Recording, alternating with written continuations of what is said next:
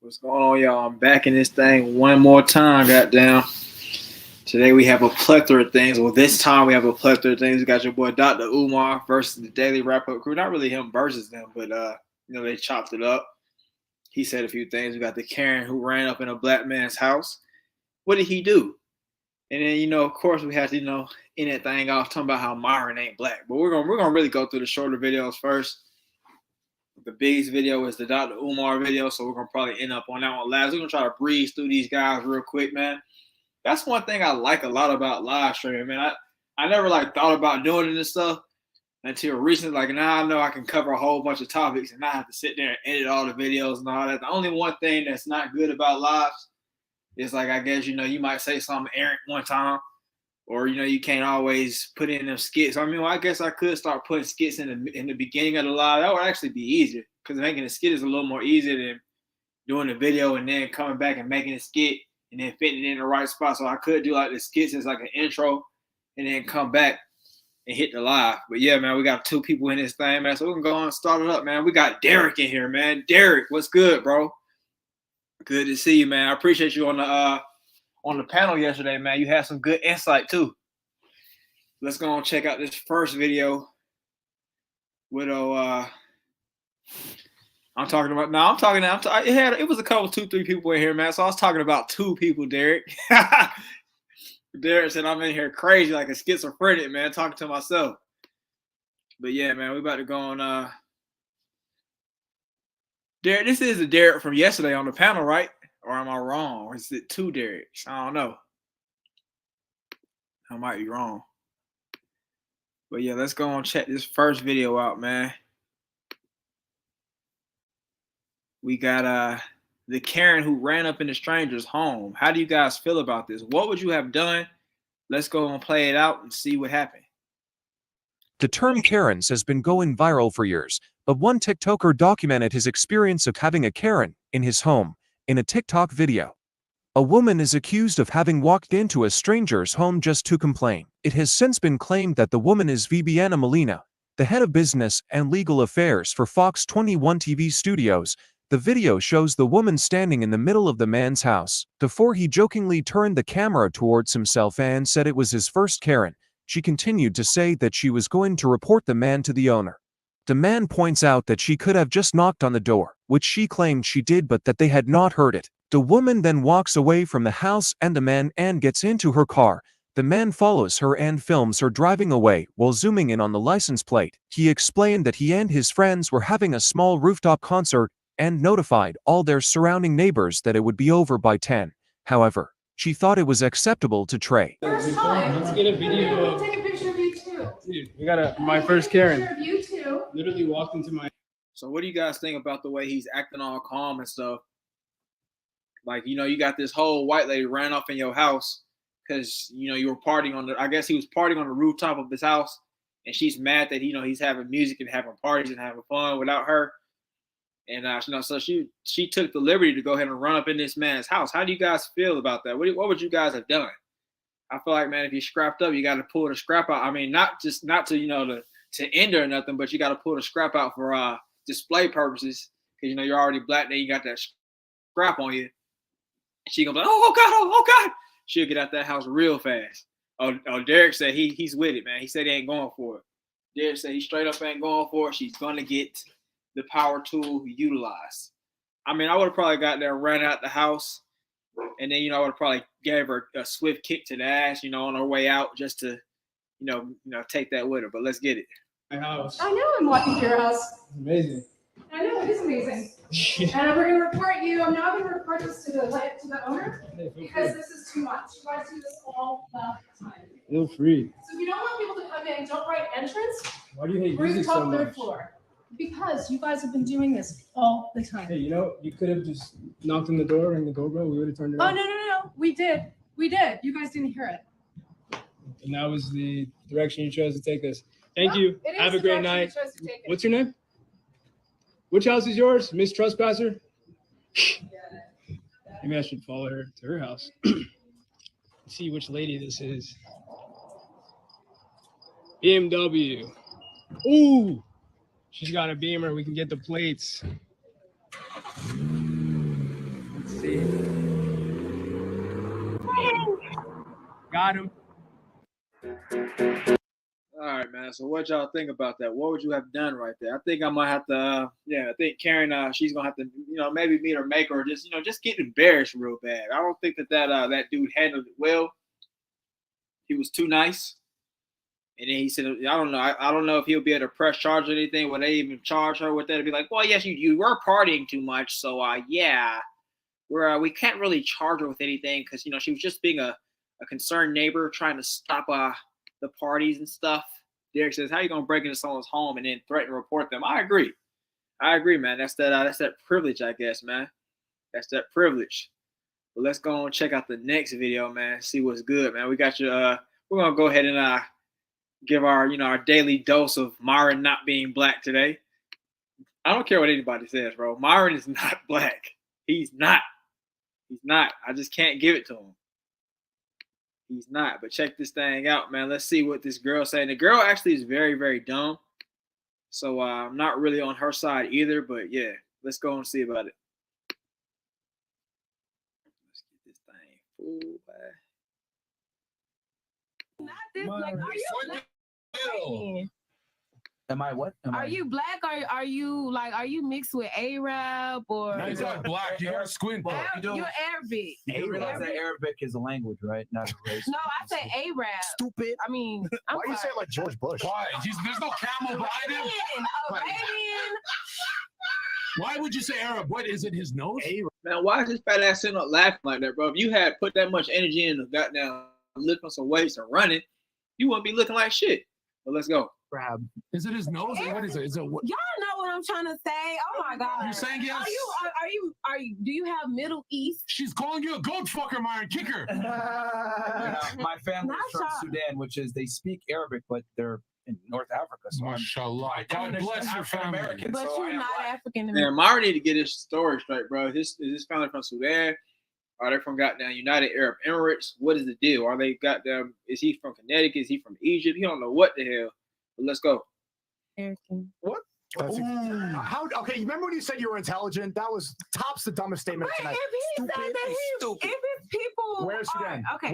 What country is That's Sudan? not African American. That's African. hold on, let me ask you a question. But the Hold on, DNA. African American is U.S. Stop the show. Stop the show. My parents were born in Sudan, which is located in North Africa. Then they North Africa. Can you please? That's Okay, I'm still sorry. Africa. Then they came to the United States. You're interrupting again. Then they came to the United States. Then I was born in the United States. So it's by definition, African American. You are African Just show American. your clock and prove it. You are African American, So then what are you trying But to say? you're saying that your people that were born in North Africa is African, makes you African American. That's You the want definition. no, time out. You being born in America makes you African American. So hold on. If 50 Cent is born in China, is it like ni hao 50 Cent? I don't know. He would be Chinese. Man, this girl is just so dumb. I mean, really, I think what she's trying to say is like you're not Black American, like you're not FBA or whatever. But she's not putting it together. I think like I said, man, Myron is about as African as Elon Musk is. But let's go. He is with this big black guy would be like, yeah. Chinese. What do you got? So he would fucking dodge 9 egg rolls instead of bullets. A black guy born in China still the DNA haplogroups of a black male. Do you not understand that if Oh my my parents God. were born in Africa, Bro, he's lame as hell, bro. 500 pounds and he lost 500 and he's still 400. Nah, man, I ain't messing with him, bro. He's lame as hell. He's sitting back there laughing and putting on all these theatrics and stuff. Like, this is really that funny, bro. Like, he's really got down. He's going hard for his little change that he getting from Myron and them. But let's go. and then they come to the United States, and I still inherit that African ethnicity. You're and then I'm African. born here, I'm African American by African definition. American. His parents could fuck anywhere on earth and he'll have the same DNA. Didn't I just say that? I just said that if you're born in America and you're black, you're African American. Can I ask you a You were question? trying to say that I'm not African American earlier. But what you're mixed Is he my nigga or not? Is he my nigga or not? You're mixed with North Oh my Africa and You're Black stealing his Americans are black two card. different Let things. go. Let go of his black I card. mess with a lot of Nigerians. They are not gonna say that they're African American. Wow, you're stealing his racial identity, dude. Wow, is this Hitler? At the end of the day, we'll make this very simple. If it was 1951, I'd be in the colored section right next to you. Most definitely. So what are you arguing? Most Good, definitely. Pastor We're White. not Yeah, arguing you wanna anything pull about up the your stat, heritage. you Your pull up the heritage camera, go is ahead. not African American. Your people are from another. Oh my. Hi. Derek said he was tooting up for the Myron the whole time. It was annoying. Why? You right, man. You right. Big time, for real. Carlton Way, man, what's good with you, man? Appreciate you being in here, man. You see, we only got a couple folks in here, man, but we got the show. The show must go on. Let's get it. Hold on, one question. Y'all just think women are stupid, so y'all gonna think whatever y'all do. Wait. Can you prove me wrong? Please, sweetheart. Can you name 3 countries? Oh, Can you name 3 countries? I can. I'll do it right after you. I'll go right after you. Paris. Paris? Paris? Israel. Paris, Israel. Wait. Paris, Israel. One more. So close. niggas in Paris. This is the most retarded bitch ever. One more. Bro, this dude Zerka is highly disrespectful, bro, but let's get it. Paris, Israel. Those are different countries. You got it. Let it come. Oh my God. Let me see. We got Spain. Okay. Right, Carl. 1 out of 3. You got it. You're 1 for 3. Paris is a city. I mean, Italy. Italy, Spain, and fucking You too late. You said Paris. You led with Paris, and that was not intelligent. Oh my God. Oh wow. It's out of the fucking United States. So now y'all making me really be like, what the fuck? So It's really not that hard to name 3 countries, bro. I really don't understand why she's acting like it's such a hard question, bro. Naming 3 countries outside the United States, bro. Come on now, stupid. Let's get it. You didn't do anything. You did it to yourself. we can clearly see you are African American. Moving on. See that boy Fresh? He throwing little shots in there, man. Little dog whistles, man. But let's go. I hate y'all. You asshole. You a loser.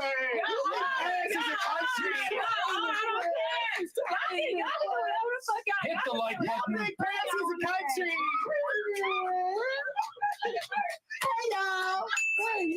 President of Paris, period. Go off, sis. Yeah, but yo, you know what's crazy? If the cops put us over, we're all the same color. Yeah. Which is crazy. She's saying you're different Trying because to you're add a differentiation. we're all black, bro. He's black. Yeah. Bro, at the end of the day, Bro, it's not that funny, bro. He's sitting there acting like he having an orgasm right now, bro. Like, why are you serious right now? Let's go, man. Like Derek said, you tooting up real hard. Let's go. At the end of the day, we're all gonna get, if it was 1951, we'd all be colored in. Derek, man. That don't even matter anymore. I just said your hair. Derek, what's good with you, bro? Good to have you on. I'm good. Yeah. How about you? Good to have you on, man. I'm good, bro. How about you? I'm good, bro. I'm good. Bro, this nigga fresh, bro. Every time I see his stupid face, I get mad, bro. Bro, Fresh, he has a very punchable face, bro. So I don't blame you.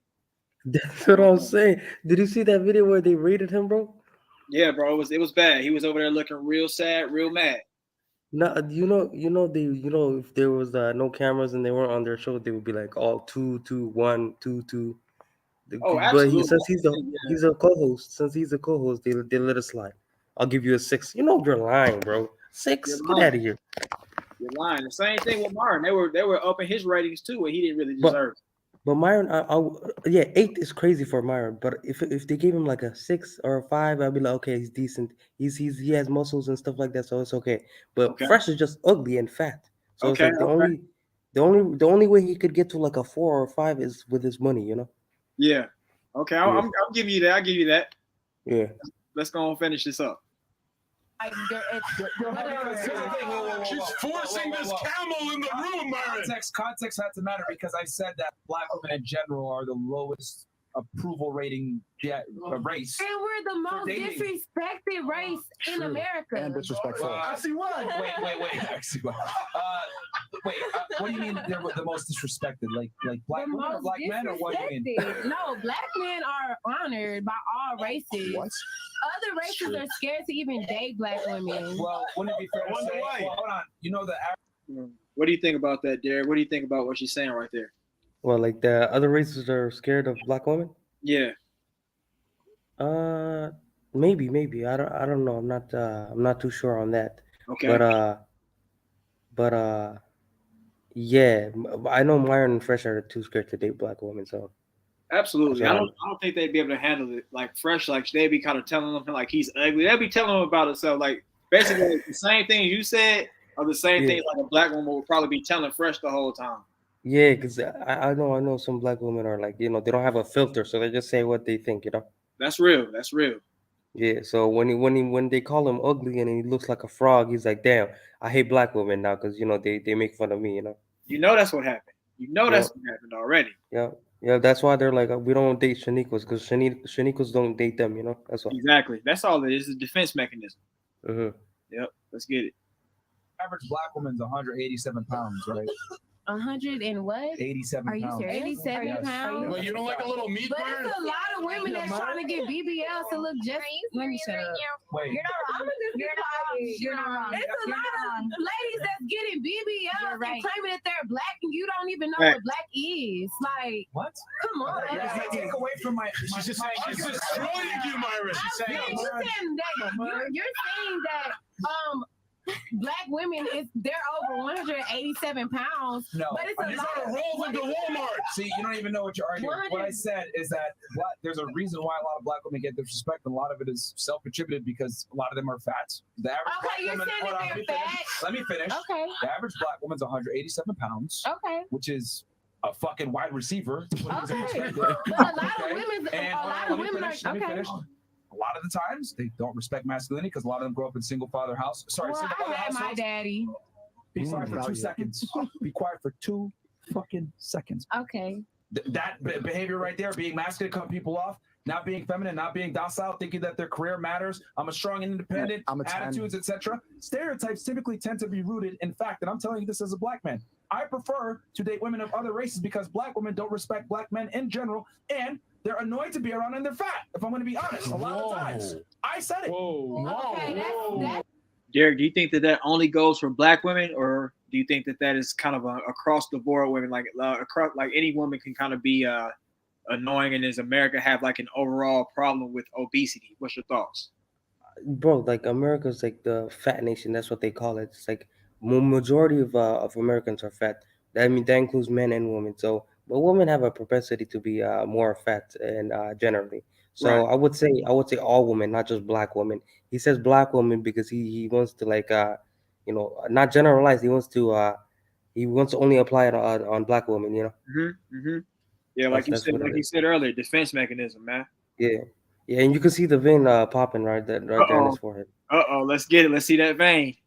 It's fine. I totally can't believe you said that. It's a lot of women. I agree. I'm sorry. I haven't interrupted you the whole time when we was on the show, and I was very respectful. So I'm not like the stereotype. Right, but anyway, it's a lot of other women that's getting BBLs and implants in their breasts to match the physique of a black woman. True. So, how does that take away from what I just said? So if you're saying that we're over this many pounds or whatever you said, it's women that's trying to image that picture like they're over. When you get a BBL and you get implants, you gain weight. They're over. She's right. Black women suck the best dick too. They got nice lips. Okay, I still don't understand. Point. Wait, what'd you think? White women. What'd you think about that? What'd you think about Zerka? What do you think about Zerka? I really don't like I don't like the guy. I think he's a little obnoxious. I think he's way too comfortable. Yeah, he's doing the most. What do you think? Yeah, I think he's trying too hard sometimes. I think some of the jokes he says are like funny, like on the daytime shows, Yeah. So he says some funny stuff, but most of the things is just dumb, Right. I agree. Yeah. What's good, Tori and Ray? What do you think about what she said as far as so Myron, he put that stat out about black women being fat like wide receivers.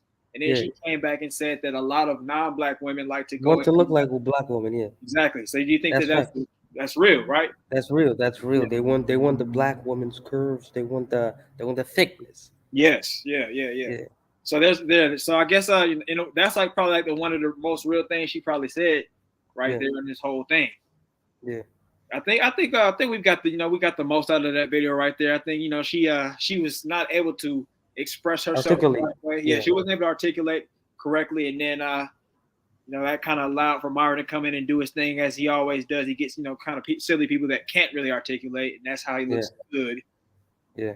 I think the next thing, man, I actually was kind of interested in like hearing like your opinion on it.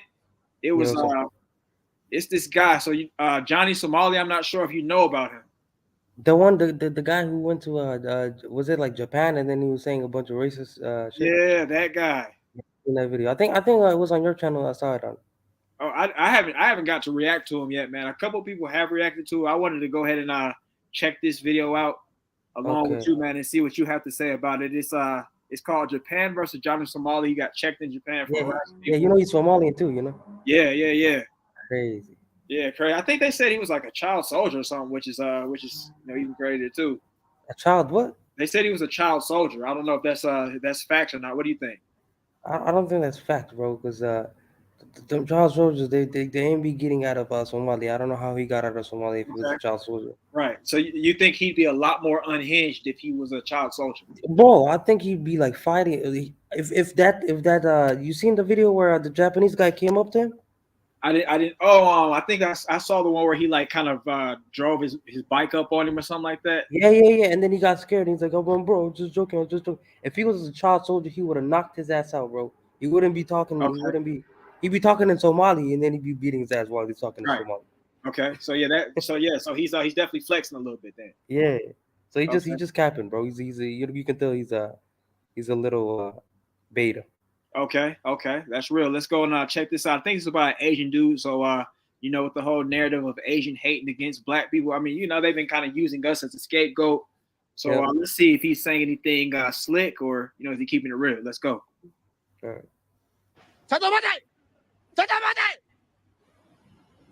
What are you running away?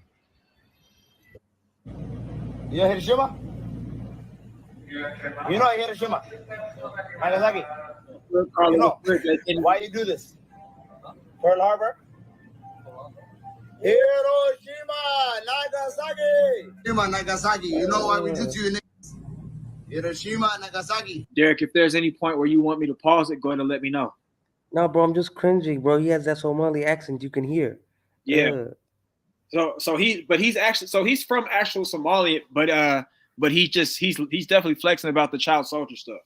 Yeah. He's capping. He wasn't. I don't think he was ever because most of not most of us. There's some places in Somalia like the capital they're safe. So there's not unless he's from Mogadishu. I don't think he's ever seen war, let alone. Okay, let's get it. We destroy it because you just don't know how to behave. Wallahi, billahi, wa tallahi. I swear to God, we're gonna do it again. You understand? You understand, Hiroshima? You need to understand our power. Hiroshima, Nagasaki. We do again. What? What do you mean? Where are you from? You know where I'm from? Where are you from? I'm from America. You're from America? Yes. So am I. You're from America? Yeah, you're being obnoxious. You know what we do to you?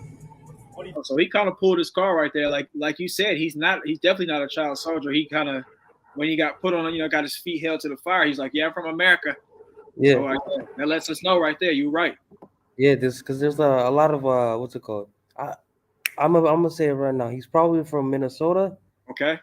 Yeah, he's probably from Minnesota because that's where 80% of Somalis are in Minnesota, bro. Yeah. That's like Somali Central. Okay. Where are you from? I'm from Seattle. So okay. You're still living over there now? Yeah. Right now, I'm still in Washington. How do you like it over there? It's good, bro. It's good, bro. I've been here all my life. Okay. Does it really rain all the time? No, yeah, it rains a lot. Okay. It rains a lot. Yeah. Interesting. Let's get it. We will do again. Do what? Hiroshima, Nagasaki. Do you think I'm Japanese? Where are you from? I'm from America. Where are you from? What's your ethnicity? Texas, buddy. What's your ethnicity? I'm Korean. Then sit down, brother. Why don't you sit your ass? Korean War, you know what happened to you? Oh my God. Don't touch me, Leave brother. this guy alone. This guy's Korean crazy. War, North Korean War, you know what we did to you. You said to me? You better move Come away. on, man. Just calm down, bro. You know what we do. See, Hey, how many subs you have? Bro, I'm at 1,000 subs right now. Nice. You know what? You know, bro, I'm making money from this. Sit down. Listen, all I'm saying is, listen. You know what we did to your country too. Why not be a good? You're from America. Why don't you sit down? Why don't you be a good representative? Why don't you of sit down? America? Like you don't make Americans look I good. don't give a fuck about America. You're from America. I give a fuck about my money. So sit down, motherfucker. What's up, guys? It's your man MP, and I just wanted to say this is one of my favorite type of videos to make. In the end, you're gonna see that this wannabe YouTuber, this wannabe pranker, whatever you want to call them, I think they're the worst type of content creators, and he's definitely gonna get his karma in the end. So make sure you watch. Don't tell me to be quiet. What? I'm gonna leave. Don't touch me. Yo, no. You're not the police. You're not police. Oh, you are not police. So somehow he manages to stay out of jail, but members of the community pull up that night and they let him know they're not going to let that ride. You know, they tell him to stop what he's doing. Right. You guys know Paul Dinino? Paul Dinino, it's all his fault. It's all Paul Dinino's fault. Look, now I'm not a nobody and I am a comedian. Yeah, I'm checking Twitter and shit. Let me see. Yo, this is so fucking funny. They said the video right now already got 600K views. It's free promo. It's free promo, man. We got like 1,300. We almost had 2K when they pulled up. We lit, man. It's a content king. He's doing too much for clout. What do you think? Oh yeah, bro. People will do anything for content. Like I seen this one. I seen this one video on where I just googled does Japan have nuclear weapons? It says it doesn't right now, but they have like the materials to make one. So right, if you keep talking crazy, yeah. You're right. So that karma could come back to hit us. Yep. Let's get it. You see how cocky he's still being. He just called himself the content king. So Bonnie here thought it was going to be all good the next day, and he started streaming again. Little did he know, the exact same dude he ran into the day before was going to be on the same train as him. Yo.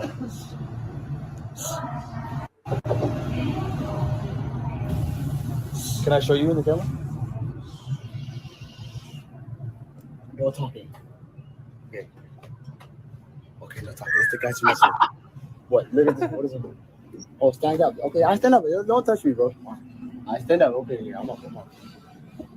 Oh, handicap. I did not know. I don't need Japanese. Right, no touch. Stand here. Oh my God. The fact that the same guy from last night was on the train with him should have let him know that people were watching him at this point. He wasn't going to be getting away with that same garbage he was getting away with from before. Yeah, so he was so bold, he planned on doing it again. That's crazy. It is crazy. And the idiot is streaming, so of course the person who punked him last night is gonna come see his stream, and then he's gonna be like, okay, I'm gonna pull up. Right. Yeah, so you don't need that same shit again. Yeah. Exactly. Yeah, he's not the smartest, but let's get it. I got the Tokyo Manji gun, bro. That was like the Japanese FBI, bro. They pulled up on me with 3 cars, bro, unmarked. Whoa, nigga, no, whoa, this nigga going crazy. Yo, niggas going crazy out here. Whoa, what the fuck? Yo, y'all just saw that shit.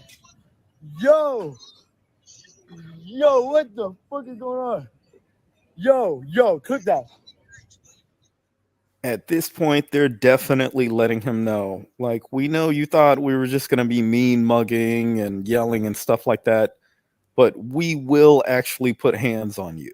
your invitation to Japan has officially been revoked. Yeah. Oh, y'all just saw that shit. Yo, what the fuck is going on? Yo, click that. The next day, he gets pressed hard by a dude on a motorcycle. Nothing. This is the video I'm talking about. What? So wait, this is the same dude you were talking about earlier. So Yes, that means this guy tried it 3 times in a row, basically. Yes. He punked him like 3 times, I think. 1 time on the train, 1 time outside, and then this final time right here. Wow, this guy, yeah, he's crazy. Bro, if you think about it, if you were like a child soldier in Somalia, you're getting bombed every day, droned every day, not every day, but you know what I mean, all the time. You're like, you killed a bunch of people, you're a war veteran. You think you'd be scared of some Japanese guys pulling up on you on a motorcycle? Absolutely Get not. out of here. Right. Get out. You think I'm just kidding, bro. I'm just kidding. No, you're gonna punch him, and then be like, yeah, I said that shit. What you gonna do about it? Right. Yeah. Yeah, that's real. That's actually He's very really real. not built like that. Yeah, good insight. Let's get it. Nothing.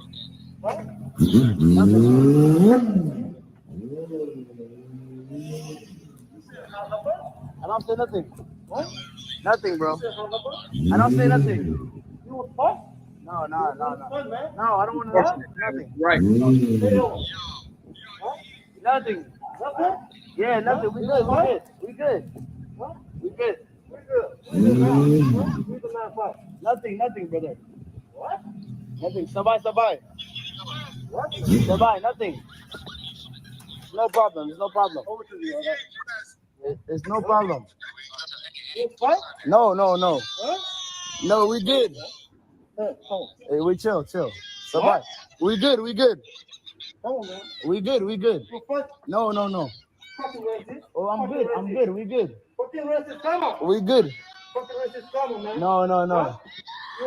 We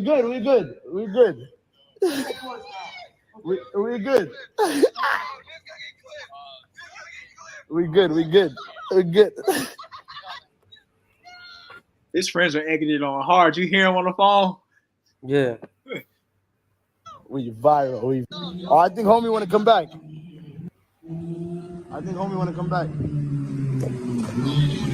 Yo, what you want to do tonight? What's up? What do you want to do? Chill out. What's up? Hey, chill out. I got camera on you. I got you on camera. Call force, man. No. Call force. You call police for what? Yeah. Now, you would think after all of that, he would behave himself in Japan, but nope, he's walking around vlogging and he's really not being respectful. But he really should have known at that point the streets were watching him. Sucky, one time. Sucky, one time. Nobody in the chat was saying weird shit. If I go back and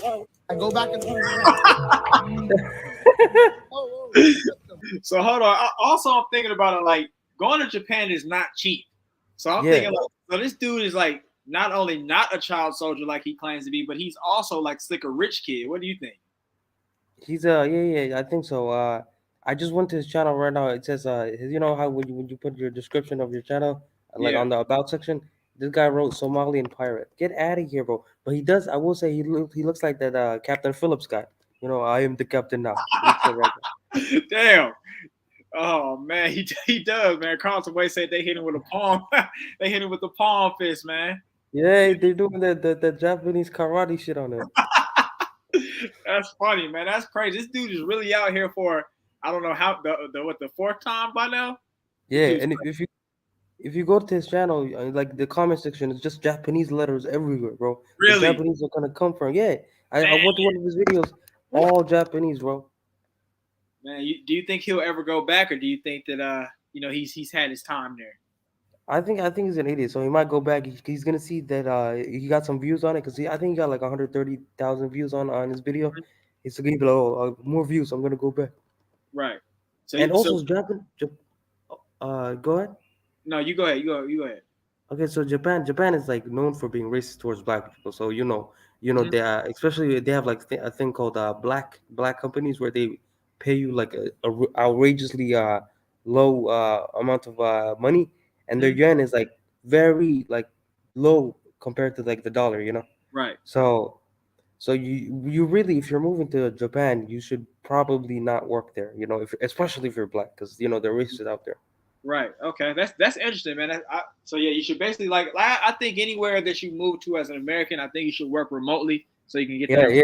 dollar. Work like in America, like cybersecurity or something Mhm. that has to do with the internet. Right. Yeah, but Yeah. and then that's interesting that you said that. Like this whole time, I'm thinking like Japanese people are just very nice and calm and quiet. I didn't know that No, they had like companies over there where they lowball black people and all that kind of stuff.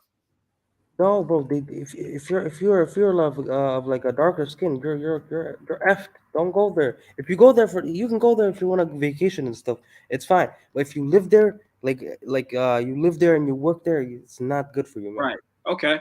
Yeah. You know what's funny, man? My little bro is over there right now because he's trying to kind of build his fight career, and he said he doesn't like the people over there.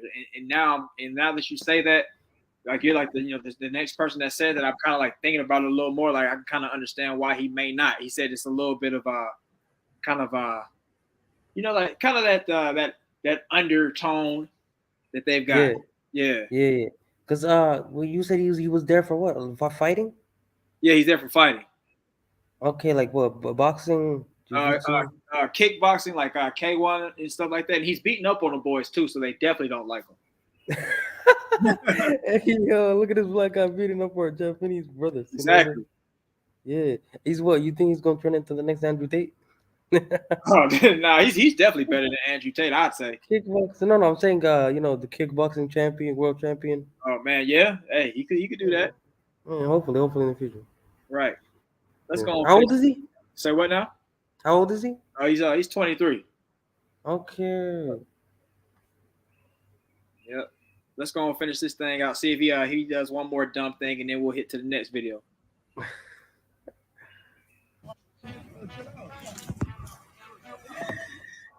Now, after somebody gave him the old sumo slap to the side of the head there, he actually went on to post some kind of an apology. I haven't been able to see it. He said he was walking around with a former member of the Yakuza, so he was good. But like I said, I think Japan revoked his welcome a long time ago, so his apology was not accepted. And honestly, I don't blame them.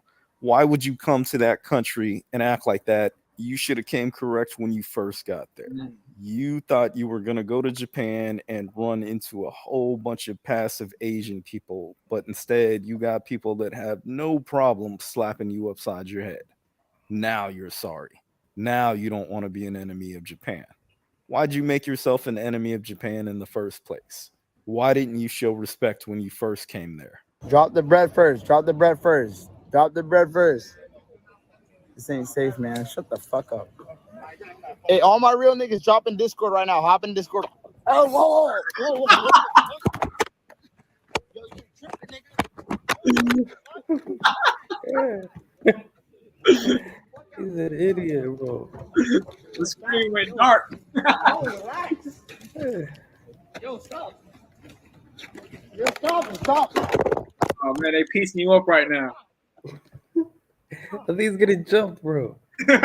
That's They crazy. 6'9" him. Minutes high. What the fuck? Yo, what the? What the fuck? Yo, what the? Yo, His what camera the went slow. What you say, man? His camera turned slow, man. Man, they slowed his camera down. It was so bad. That's crazy. He's talking about Nagasaki, Hiroshima. They Nagasaki themselves, man. Hey, that's what happened, man. They Nagasaki him, man. I think we got the gist of that video, man. I think he got his just desserts. It was entertaining as it could be. Let's check out the next thing, man. So I'm interested in hearing what your opinion is on this particular topic, man. Shout out to Forrest McLeod. We got Forrest in this thing. We got Carla in this thing, man. We got a good little crew. What that video reminded me of was when MLD was talking about how that guy came up to him and his mom and he pushed him into the ground. Ooh, you're Yeah, right. I and didn't that's what it think reminds about me of. that. I didn't think about that, man. Mhm. What's your avatar? Is that like a TN mixed with Jiren? No, that's bald Vegeta, bro. I just Oh, couldn't okay, get his head. okay. I usually use his head, but I don't know why it didn't work. Gotcha. All right, man. So we got the next one right here, man. Oh, hold on. Damn, I done messed up. I did a little struggle string. I had it up and then I X'd it out. But Yeah. but Oh yeah. yeah. Oh yeah, I remember what I was gonna say. So I saw this bro. People will do content for anything, man. Mhm. So there was this one guy. You seen the kid that went into the people's homes, right? I forgot what it is. He was a TikToker. I think I did see that.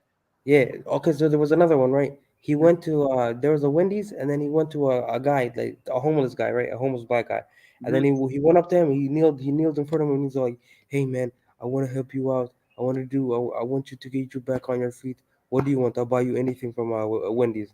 I think he got a baconator like combo, and then he got the food. He got the burger, the fries, and the juice, right?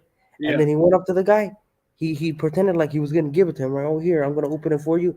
And then he just started eating in front of him. Oh, I did see that. I He's, didn't. Yeah, I yeah, don't like that dude, man. he's like bums like you. Oh, it's like damn, you're Right. evil. You're evil. Evil for real, man. Shout out to Black Light Revelations, man. What's good with it, man? If I was say what now? If I was that guy, I just snatched the food from him. I'm already homeless. You gonna put me in jail? Get out of here. Exactly. Yeah, he should have got his ass whooped too, man. Yeah. But this video right here is Ari Fletcher wonders why Latino people use the N-word. I think this is a valid question. This is by No Jumper. What do you think about that, man?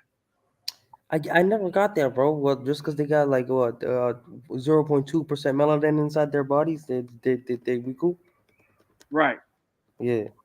Right. I'm not really in agreement with it. But let's see what these guys have to say, man. Are they making some valid points, or they full of hogwash? Let's get it.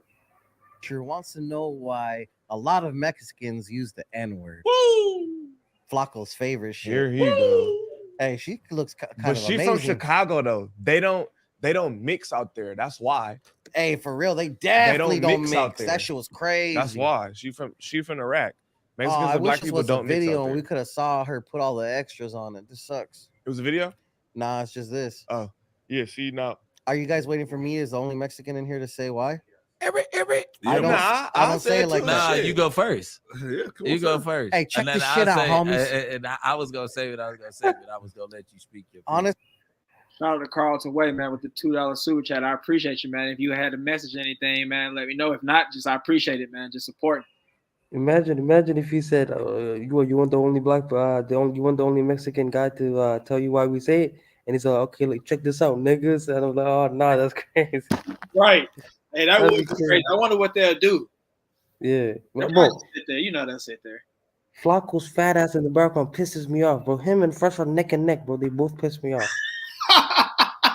man, Flacco doesn't piss me off as bad as Fresh because at least Flacco, I guess he like tries to speak for us and stuff, and he's like, I don't know, but I can understand why. Yeah, him being fat does kind of piss me off too, so I understand. Bro, this nigga, he's fat and he can't talk. He's like a Fresh that's like fatter. Yeah, he's definitely he's definitely a fatter Fresh, bro. He's like it's like But at Majin least- Buu, but the fat Majin Buu, fat Buu. Yeah. Yeah. I'll give it to him though. At least he didn't say he slept with 1,000 chicks, okay? I'll give him that. Right. I'll give him that. Right, that's true. He's actually on the opposite spectrum. He said he ain't had no kind of girls or nothing. Well, I think he had one, but yeah, he seems a little awkward. Yeah. Let's run. Honestly, a lot of people I know do it. It's certain age I groups. may or may not have done it. Certain age groups. It's certain age groups. Younger for generations. sure. The Yeah. younger generations, that shit is built-in Yeah, vocabulary. all my Mexican homies say nigga. From my generation and above, my generation and It's lower. kinda like They be tripping yeah, So yeah. I'm the generation where it's a wobbler. Yeah, that's what I was about to say. You like right there Facts. on the cusp because like it's Do I or don't I? It's certain Serenos That don't play Do that. I, Southside don't of here, I? They be like, hey homie, we not doing that in here. I Like, definitely you know what don't I'm saying? say anything like that on camera. For sure. Well, you know what's best. You know what's best. Like a motherfucker take one word and turn it into super standard. Like, let's be real. I got white friends. Swear to God. When we was kids, like at the hood, like they Saying used it's to be super casual. around so much, like.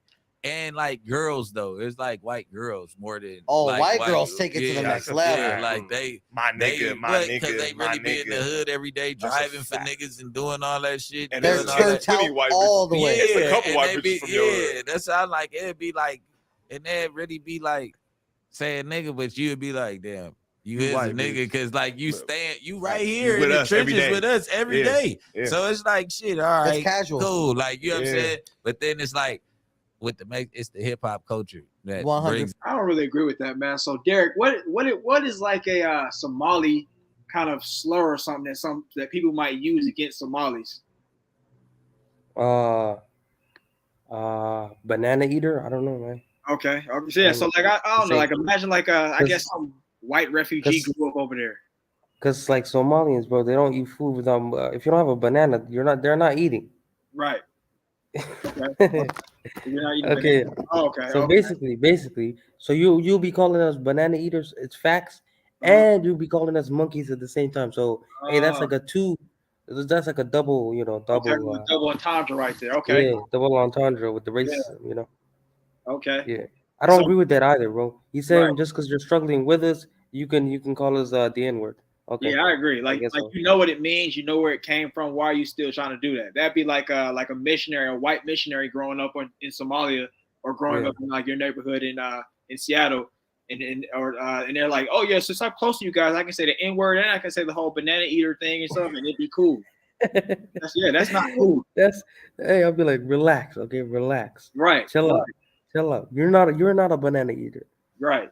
Yeah, that's not cool at all, man. I don't agree with it. I think that it shows a lack of respect by that particular person because it's like you know about it and you know that it's not it doesn't come from a good place.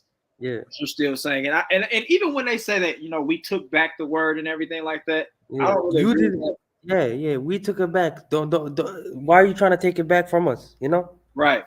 Yeah. I don't agree with that, man. Yeah, we took it back from them, and then they're trying to snatch it back. I'm like, relax, we have it now. Relax, we have it now.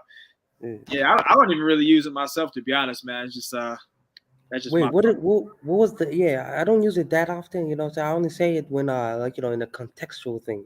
Exactly. Trying to explain it. Yeah. So what was the Mexican guy saying? Like he said, the generation before him they didn't say it. His generation is wobbly, and then the generation after him they say it all the time. Is that exactly. what he's trying to say? That's literally exactly what he said. Okay, I think I would agree with that. How old is he? Like 30 something? He looks like he's like maybe like late 30s to me. So I think you're right. Yeah, I think that's facts. I think I agree with what he said. Yeah, I think that's pretty much what's going on out here in the streets, then, huh? Yeah, I agree with Forrest McLeod said. He said proximity doesn't change ethnicity. I agree. Just because, that's facts. Because their location is close like to yours, like they live down the street doesn't mean they can Yeah, exactly that. What would you do if a white person called you that? The last time somebody called me that, we fought, and he didn't fare too well. So that was a long time ago. So nobody's called me that as a grown man. So I don't know. I don't know how I would react now. You can't really just go out here just fighting people anymore. That's what I'm saying. If somebody called me that, if somebody called me that, I'll be like, hey, yo, relax, chill out, okay? And then if they continue to do so, I'll be like, okay, like, what are you trying to do? Like, you're trying to scrap? Because we can scrap. But, so if you don't want to scrap, then relax, bro. You don't have to be, like, aggressive for no reason, I agree. Let's get it.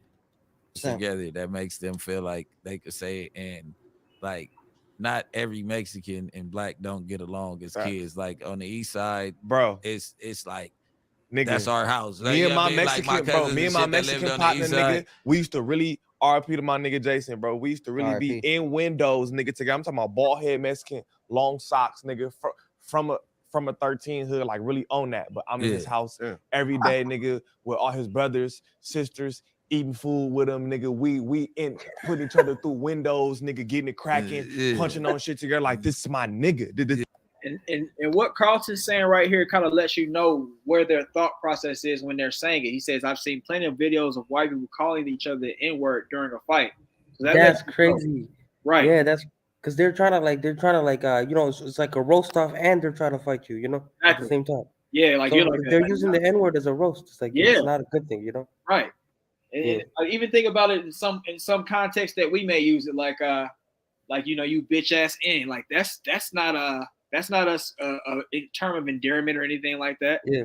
So that's just that shows right there that, you know, there's not really much respect behind it. They might be trying to act like it's respect, but it's just like, oh, I got away with it, ha ha. Yeah. And it seems like I'm being down, but I'm not. But yeah. Yeah. What's the guy with the broken arm? What's his name? That is Almighty Suspect. He has a very terrible name. His name is Almighty Suspect. His name is Almighty Suspect, bro. What is he, like the Almighty Jade's brother or something like that? What the hell is that? I don't know what the hell he's got going on. That is a sus name. Why would he name himself that? I don't know, man. He might be running around here doing some secret stuff. Who knows? Yeah. So, anyways, Almighty Suspect. I'm just gonna call him broken arm guy. Broken arm guy, right? Yeah. This guy, peep how he said the N word like 15 times in a sentence, bro. That's crazy.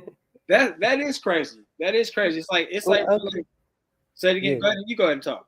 No, it's like you add it onto a sentence like one sentence added on once, okay, but he added 15 times to a single sentence. Is crazy. Exactly. Yeah, it is crazy, and it's weird. It's like well, I guess like he doesn't care about Mexicans saying it, but it just doesn't look good for us when, you know, you got the people that don't like the other races using the word, but then you've got the guy that's supposed to be defending us saying it over and over and over and over and over, like you said, 15 times in one sentence. Yeah. He's literally every other word. Yeah. Blacklight says Almighty Suspect is skinny as Jack the Pumpkin King and fought that one. Oh, that's not where he got the broken arm from. He fought that little white boy. Bro, getting a broken arm in a fight is crazy. You got your ass beat. Crazy. He needs his other arm broke based on the way he's talking. 100 lashes. Right, 100 lashes for real, man. Crips and Bloods are inclusive. They let all races into the game, but I bet they can't join the Italian mafia. That's real. That's real. Mm-hmm. Let's get it. This my and he's saying nigga. You feel me? This my boy. I'm not, like I said, I understand it. How do you feel about it, Ricky's? No, I don't give a fuck. If I did, I would say so. Facts. I would have been. I would say you know me, I speak on shit. Facts. So it's like, nigga, I got so many fucking Mexican homeboys that I does know. Milk Tyson say N-word? Nah, he don't. Huh? Nah. He might say. Do you know Milk Tyson? Nah, that's my different boy, story. I know you do. You know Milk Tyson? I don't think he does. The original Milk. Well, we'll talk about that another time. This my boy, man. Yeah, Milk is the man. Milk, this is my boy. But what? Nah, Milk ain't. I feel like if you grow up around this, bro, and you're not using it in a derogatory term, go ahead. Yeah, maybe when we was younger, he might have said it a couple of times, but he know he know the script. He don't even. I don't think he gets off by trying to be black. No, not at all. He doesn't give a fuck about fitting in at all. Yeah, he don't. If you grow up with us and it's not derogatory, I don't have no problem with you saying nigga. But if you ain't never grew up around no black people and you just on TikTok and you just seeing people say it and you just listening to music, like you can tell it's like, all right, bro, you kind of pushing it. But like motherfuckers who grow up with us shoulder to shoulder, living the same struggle that we do.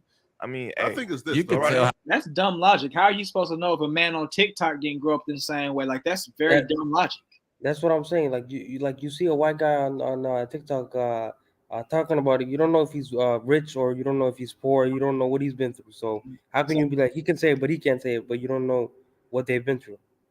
Facts. It just doesn't make any sense, man. They only make sense if you know them personally. Exactly. But even still, it's like I wouldn't want him to say it to me. Yeah, you know, I'm saying his logic only works if you know them personally. So exactly. Yeah. I don't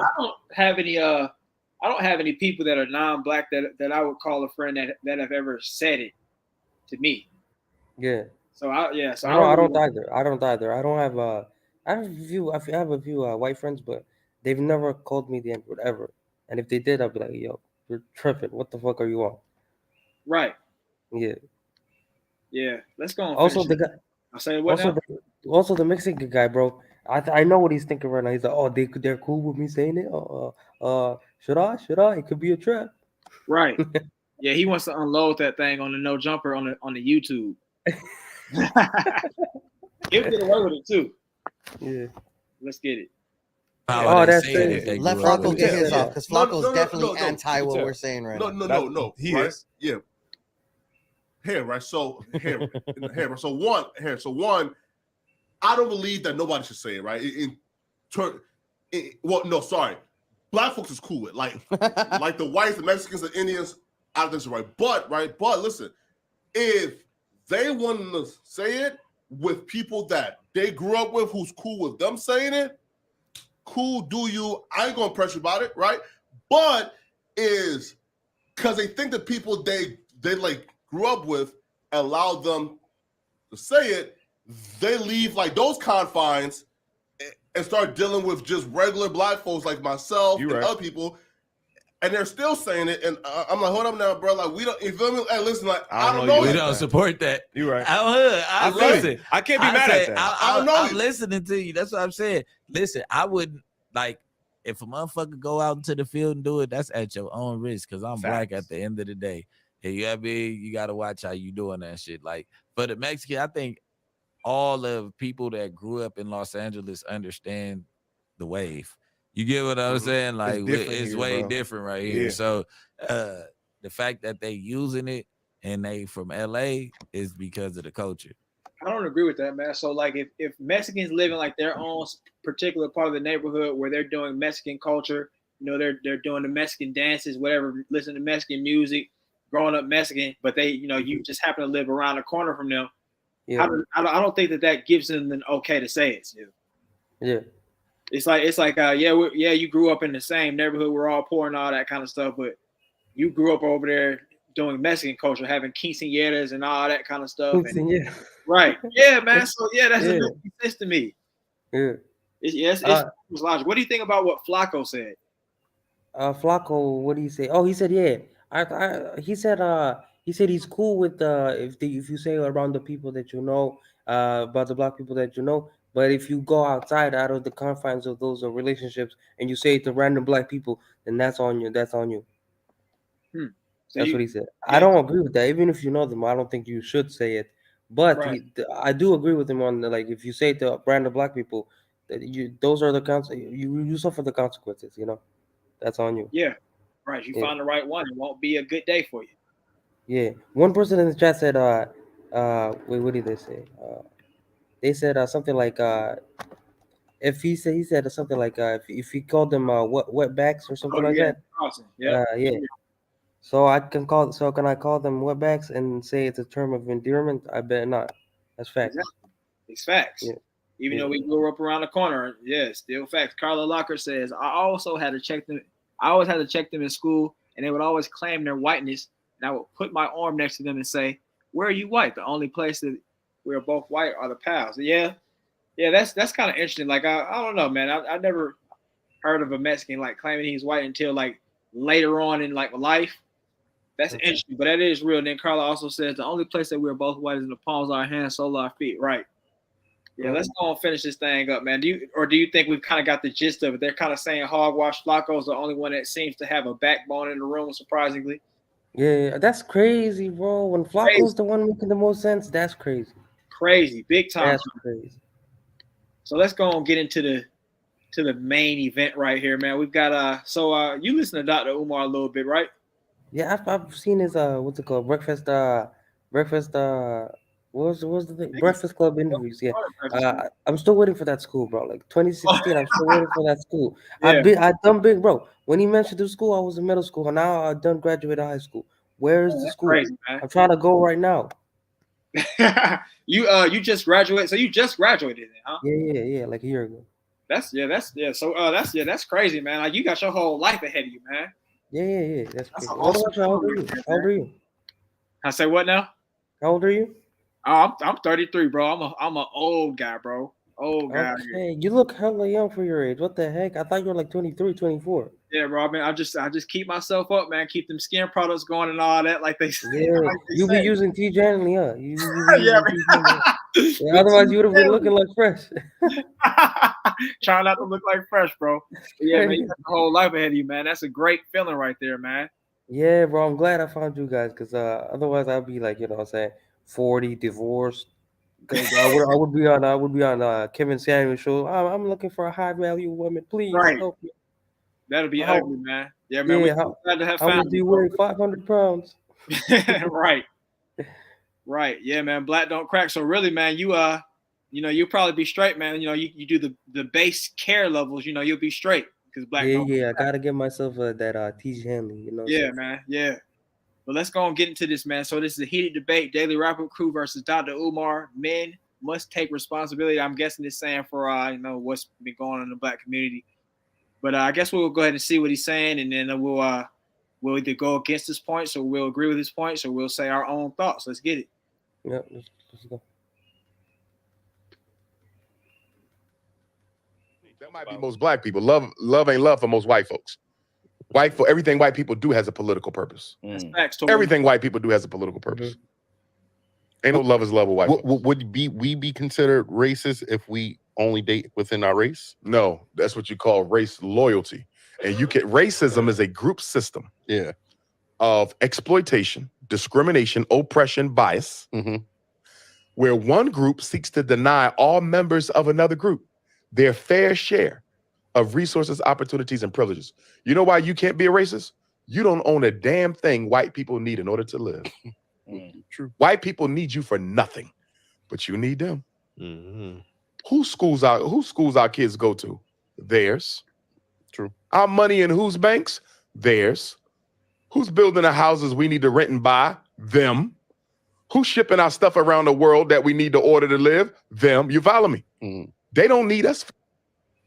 We need them for everything. We are as dependent on. Derek, what's your thoughts on that, man? The black people can't be racist thing. How do you feel about that? No, he's not. I think black people can be racist, but our racism doesn't have much power behind it. It's just words. So we can't do anything to them. Yep, that's facts. Like he said, he just broke it down. Like they've got the schools where we have to learn stuff from. They've got the packaging that's being sent around. They've got the money. We keep our money. So I get what he's saying, like, man. Individuals can be racist, but we can't implement a system where we can put down white people. Right. We don't have any power over them. And like 13% of the what's it called? Of the U.S. population is black, right? Yeah. I don't know. Then there's some Mexican and so white. How much percentage do you think the whites are? A lot more, right? It's a whole lot more. A whole lot more. Right. So I think that's one of the reasons why the balance of power is so shifted because there's way more whites than blacks. Yep. Yeah. Let's get it. On white people today, as we was when slavery ended 157 years ago. Wait, I got a question. And then you sign an executive order, and then you sign an anti-Asian hate. Where's the after no tragedy? When that damn devil walked into that supermarket in Buffalo, New York, and murdered those Africans, when Dylann Roof walked into that church in Charleston, South Carolina, murdered those Africans, we didn't even get a face-to-face meeting from the president of the United States, who was black at the time, Barack Obama. But this is what you do for the Asians? And then you sign an executive order? And then you sign an anti-Asian hate? Where's the anti-black hate? I don't want to sound dumb, but they would have to deal with their people. Who do we have that would support us? I agree with you. The reason they responded to the Asians the way that they did is they got somebody to call home. Absolutely. You have China, you have Japan, who do black Americans have to call? Who have political power. Yes. That America has relationships with that they can't afford to lose. Exactly. And you will have to answer. There will be political, economic consequences for letting our people get mistreated in your land. We don't have that. And the reason we don't have that is because we have not helped to build a single African state into the power base we need her to be so she can speak out for us. We have used our money to empower all these nationalities and use almost none of it to empower Africa, the very continent we need to do what you just said. Be strong enough to be a diplomatic voice for American Africa. But this is why. What do you think about that? That sounds good, but it's like the way that Africa is so corrupt and all this kind of stuff. It's like we would send money over there, and would it really be used in the right way? Yeah. Bro, didn't Africa sell the blacks to the whites back then, 400 years ago, right? Yeah. 300, 400 years. Yeah. So basically, Africa sold us out. So it's like, I don't know about helping them, but he was saying about doesn't Dr. Umar Johnson, correct me if I'm wrong, doesn't he preach reparations?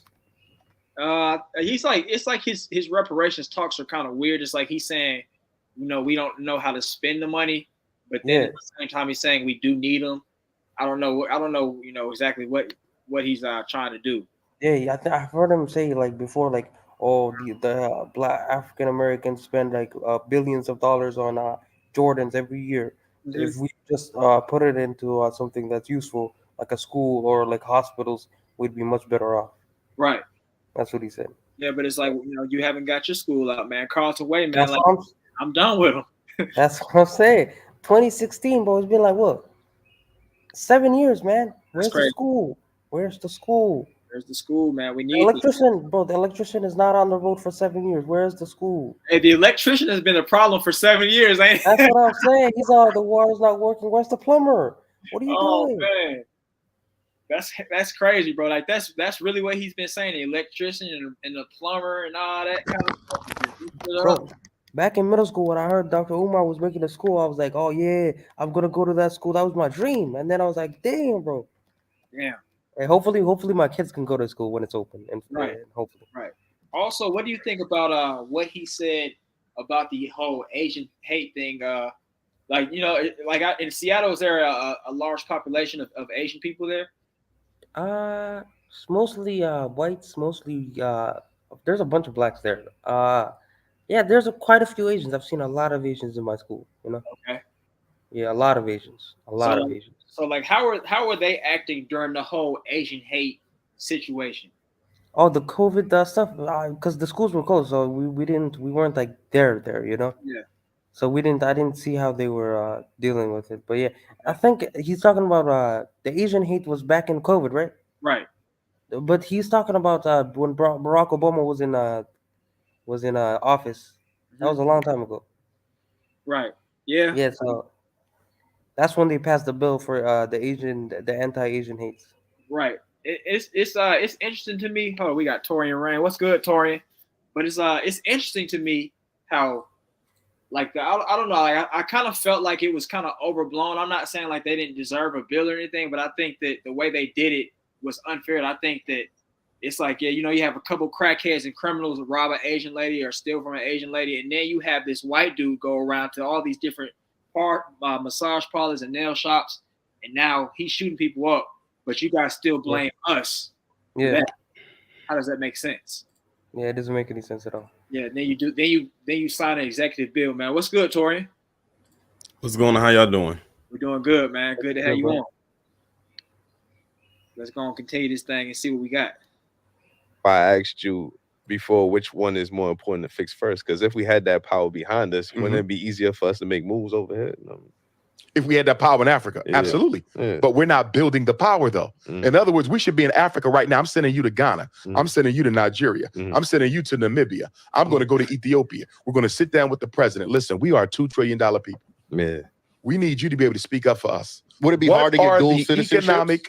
What are the economic slave chains that America has around your economy? What are the economic slave chains America has around your economy? And what could we do with our education and income to weaken those chains so one day they can fall? Africa would love to do business with us instead of the World Bank or the International Monetary Fund or the French government or the Belgian government or the German government. They would rather do the business with us. But the problem with black folks, we are comfortable and content being American slaves. We're not looking at the global ramifications of our irresponsible behavior. We're not looking at the global needs of our people. We are content with this America the way that it is. We are comfortable being treated like 21st century slaves. Because if Torian, what do you think about that, man? Do you think it's that easy for us to go over there and break the economic chains that America might have on the African countries?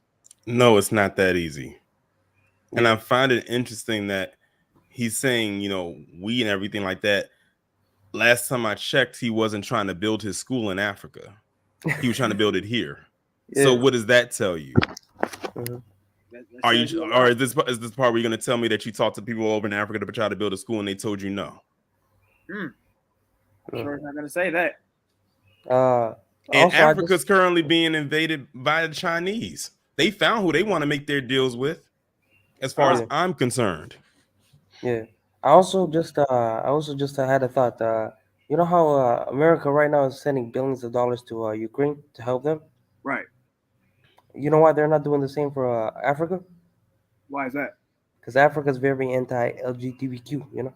Ah, you're right. Very every interview you see with CNN or NBC or whatever, Fox, any kind of news work, it's always they're talking about we need help for like 4 million starving people, 5 million people who don't have jobs, 5 million youths who don't have jobs. We need help, and then all they want to talk about is LGBTQ rights. He's like, this is not a big problem in our country right now. When it becomes a big problem, the African people will vote, and we'll respect that vote. But because they don't want to vote, because 9 out of 10 Africans they're not LGBTQ plus, you know, so they're not gonna. I get that. So, I want to know what is their what is their motive for pushing the LGBT situation? Why are they trying to push it so hard onto every portion of the world? I wonder what what the final product should be. I don't know. I think my guess is that the people who are like, this is getting very matrixy, but the people who are in power, they're the LGBTQ stuff, you know, they're into that stuff. Right. So they're trying to normalize it, you know. I mean, look at what just happened at the White House recently. That was crazy. Oh, they put up the LGBTQ flag. Nah, that's crazy. No, I'm not talking about that. Well, I mean that, but the Hall-T member that took their top off right on the White House lawn. Yeah. And then tried to rationalize that it was okay for them to do it. Oh, I didn't see that. So I checked it out for top. No, this was a biologically born man who transitioned. Okay, it was one of those T's. Yeah, one of the T's, Hall-T, as Tonya says. Yeah, it was bad. And they had a bunch of. And I think they got banned from the White House. Good. Yeah, that was too much. No charge for indecent exposure, but just banned from the White House. Bro, I'm surprised they got banned, bro. I thought they would be like, oh yeah, applauding them, you know. Yeah. I said that's the element that they welcome. So I'm like, hey, it's above me. Yeah. Yeah. Next, hey, I can't wait for the inclusion of the P's, you know. Ooh, that's gonna be. As far as I'm concerned, some of them are already there. They just don't have to put the P they changed on it there. to minor attractive peoples, you know. Yeah. That's what they changed it to. Yep. Disgusting. Yeah, disgusting. Let's get it. If we were not with the resources we waste every day, we would be going crazy. Go down your social media feed. Does it look like Black America's in a crisis? Go down your YouTube. Does it look like Black America's in a crisis? Right. Go through your Twitter. True. Go in. If you did not know how racist America was, and you went to Black Twitter, Black Instagram, Black TikTok, Black Nothing YouTube, important there. could you tell? No. Don't it look like we live in the best times of our lives? Absolutely. Because Black people are like overgrown children. Slavery arrested our psychopolitical development. Slavery arrested our psychopolitical development. The slave system turned us into eternal children in this country. What do children do? They spend their money on the things that they like, right, and they beg their parents for the things that they need. Is that not Black America? So that's interesting that he said that. And Torian, I actually follow you on Twitter, and I follow that whole kind of sector of Twitter. What do you think about what he said right there? Does that have any validity to it, or does it, would a person be able to look at that and be like, all right, that's just them kind of having fun, because you can't just sit there and go to war, so you have to kind of live life. What do you think?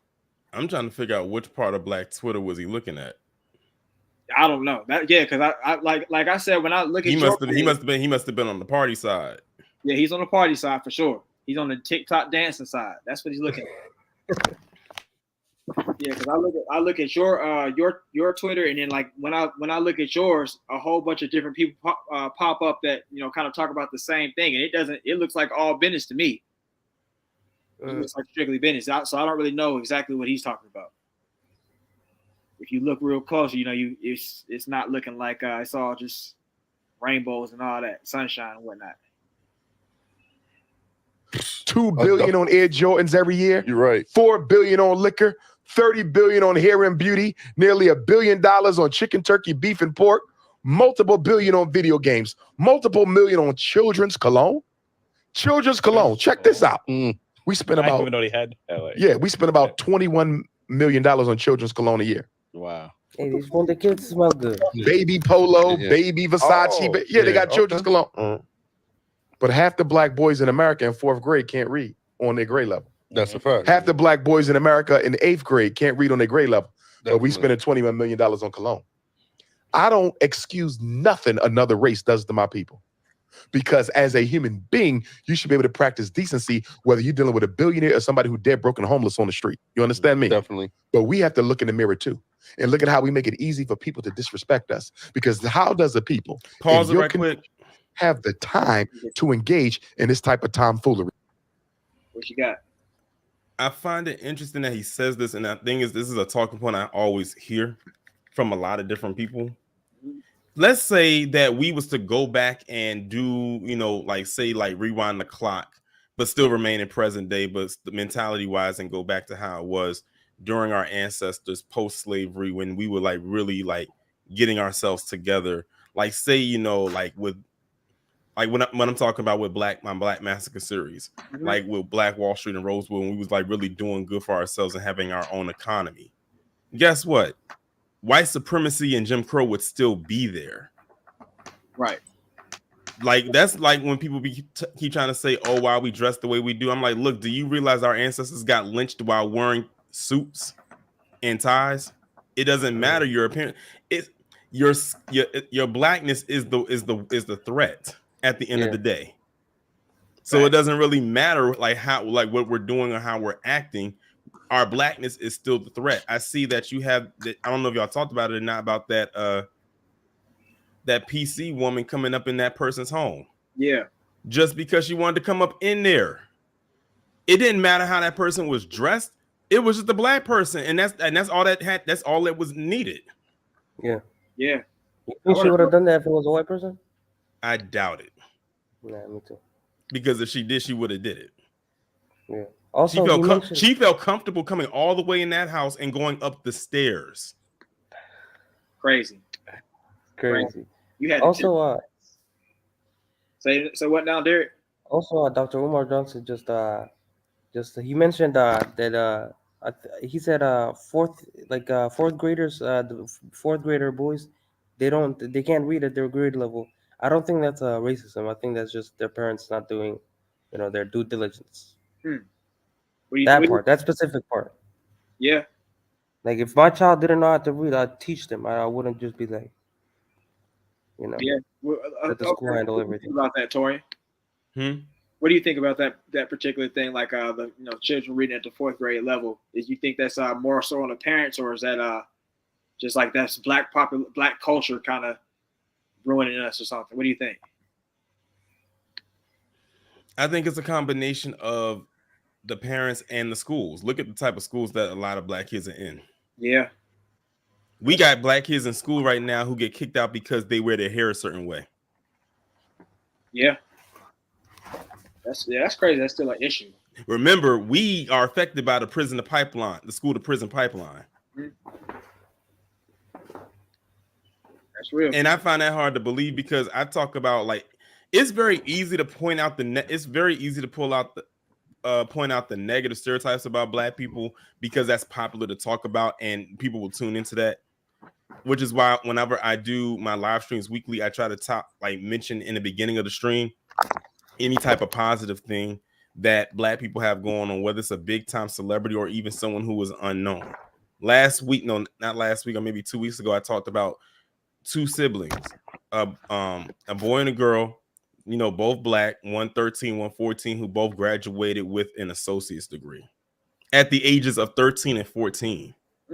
And it's mainly thanks to because their dad homeschooled them.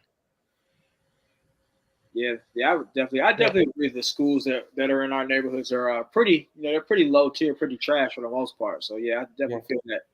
Derek, what you got? It's crazy you never hear about those cases. You really don't. Yeah. Yeah, they constantly want to keep our low IQ situation going, and that they think we got. Yeah. Make themselves look good. Mm-hmm. Yeah, let's get it. Over here. Do you feel me? Yeah. If I'm Chinese looking at Black America, How do I make sense out of this? Right. Y'all can't care about yourselves because as much as you talk about reparations, you talk about the next presidential election, look at the money you waste. Imagine a Korean walk into a black community meeting on reparations, a Korean, and stand up and say, can I ask y'all a question? Why y'all in here arguing over reparations when y'all done turn my people into $1 trillion nation? I make $30 billion off y'all people a year. $30 billion a year. How much have we give the Koreans over the past 30 years? What's 30 billion times 30 years? And you talking about reparations? You see that? But black people are in denial about our self-hate. I tell black women all the time, if you would just stop hating the way God made you, you can take your $30 billion a year and build an independent school for every black girl out here. You could stop child sex trafficking. Black women could wipe out. I personally don't think that those two have anything to do with each other. Yeah, how does that correlate at all? Right. Like I don't think that us wanting reparations is versus us spending money. And first off, and also too, why would a Korean person be walking up into a reparations meeting that's for us and asking that question anyway? It's none of their business. Who cares what they think? Right. Right. Yeah. He's just trying to sound good, I guess. Man. Let's get it. Because at the end of the day, they didn't have to get those studies to get their money. They just gave it to them. Facts. We got to go through all these so-called studies just to try to get something. They get mad because in California, at the thought of them getting $1.2 million. Yet I just did a whole stream on my channel last weekend where they are giving out a total sum of $17.3 billion in opioid settlements in 22 states. Wow. And the highest payout for one state is New York. They're getting $1.6 billion. And we know who are the ones who are affected the most from opioid overdose, and that's white people. Right. One of them was a whole politician in Rhode Island. That man was literally knocked out in his car from being on meth and crack. Wow. That's crazy. So I'm trying to figure all of this out here. It's easy to sit up here and say, what's going on, but like you have that going on in the background where people are literally getting settlements because they are making the decision to want to take a drug that can kill them. Now, where was all of that when it was the crack epidemic and it was facing, and black people were dealing with that back in the 80s and the 90s? Like I said, back then, you only had 3 choices. 1, jail. 2, death. 3 was a combination of 1 and 2. Die in jail. Them, we got to give you safe injection sites. We got to put all this money into these pharmacies to give you Narcan. So when you pass out, we can try to bring you back to life. Now we're about to give you these major settlements from like 5 different major companies. CVS and Walgreens and Walmart are 3 of them. Yeah, and because mainly the ones who are affected are white people. Yeah. Now let's have that discussion. Yeah, it definitely shows a double standard out here. I think you made several great points. The fact that they didn't need to do all this extra studying to get their settlements out, then the way that they didn't do anything about the crack epidemic that they caused, and then also the fact that they the way that they go hard for white people. Like, did you look at the Starbucks lady who got 25 mil? Yeah, that's crazy. Yeah, she got 25 mil because I guess she got fired and she said it was racism or whatever because of the whole situation. Yeah, they said. Well, the thing is, because I remember when that happened. I remember. And like she was the manager, but she wasn't the manager on duty that day, and they fired her. Was she white? Yeah. Yep. They had a picture in the article and everything. How was it racism if she was white? Because they feel like since the dudes that they kicked out were black guys, then they feel like she had a hand in it, but she wasn't there. Okay. Yeah, I don't know how they got 25 mil out of it, but she got it, man. What's good, Devil and Amberbert? But let's go and run this thing and see what else he's got to say. Child sex trafficking for black girls by taking some of that $30 billion on here. But guess what? How I look is way more important than the condition of my people. Black men, same thing. We could take the $4 billion on liquor, the $2 billion on Air Jordans, the multiple billion we spend on vacations, all the money we spend on these damn non-black women, we could take that money and build black schools for black boys all over. Clubs, but I want to know. We can't. I mean, I don't want to say we can't change that, but that's we're surrounded by it. It's like every block has a liquor store. Every block has sneaker stores. That don't mean you have to partake. No, I agree with that 100%. Where is the? But how do you not partake? But like I said, I find it funny he say that because black people aren't even the biggest consumers of alcohol. Yeah. I pulled up that chart. Like you can literally Google who's the biggest group of consumers of alcohol, and it's actually, believe it or not, Native Americans. Oh wow, yeah, I wouldn't expect that. That's crazy. Well, to be technical, they call it the Alaskan/natives or whatever it's technically called. Okay. Black people actually are like the 4th highest group of consumers of alcohol, and it's actually under 10%. Okay, who's the second? White people, and then after them is south of the border, as I like to call them, or Hispanic or Latino, and then us, and then Asians after us. Okay. Okay. And I think it's interesting that he says it's hard for us to stop doing that when that's the only place that you've got to go. Like, you know, I don't know how it is in your neighborhood, Torian, or your neighborhood, Derek, but here in Atlanta, before they started gentrifying the neighborhoods, there was not anywhere to go as far as you know, getting regular food. You know, you had to go to the dollar store, or you had to go to the gas station, or you had to go to the little Chinese store. Like, there's nowhere to go for a little while. So you got to drive somewhere, or if you walking for like an hour. So okay, actually, I pulled it up. It says they actually have it broken down by gender and race as far as who is the biggest consumers of alcohol. White males make up 74.27%, and white females make up 65.10%. Latinos make up 69.99%, and Latino females make up 49.52%. Native American males make up 65.48%, and the females make up 51.66%. Black males make up 62%, and black females make up 45%. Asian males make up 61%, and Asian females make up 36%. And that's based on like in order. So whites first, then Latino, Native Americans, then us, then Asians. Yeah. Interesting. But notice how he kept when he was mentioned about where they put these liquor stores at. Yeah. Yeah, that's real. Yeah, he's not talking about that part either, which I think should be. Devil says Umar purports to be for blacks, but he's not for blacks. He purports to be against racism, but he is for racism. He's a proponent of racism against whites. How do you guys feel about that?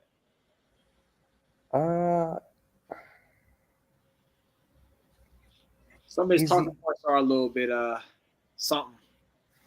He's really against interracial marriage. That's definitely against that. He hates them snow bunnies. So hey, he hates them snow bunnies, but I don't know about racism against white people. Right. But he does hate snow bunnies, though. He hates white women. Yeah. Let's get it. Yeah. Just like Myron hates black women, Dr. Umar hates white women. I don't even. You know what? I don't think it's on the same level as Myron is. To be honest. Well, who do you think is higher? Who do you think is more powerful? Who do I think is more powerful as far as what? As hatred towards the white woman or black woman? Oh, I think Myron's hate for black women is a little bit more powerful than Umar's for white women. Okay. I think Umar could be seduced, to be honest. Well, I mean, obviously.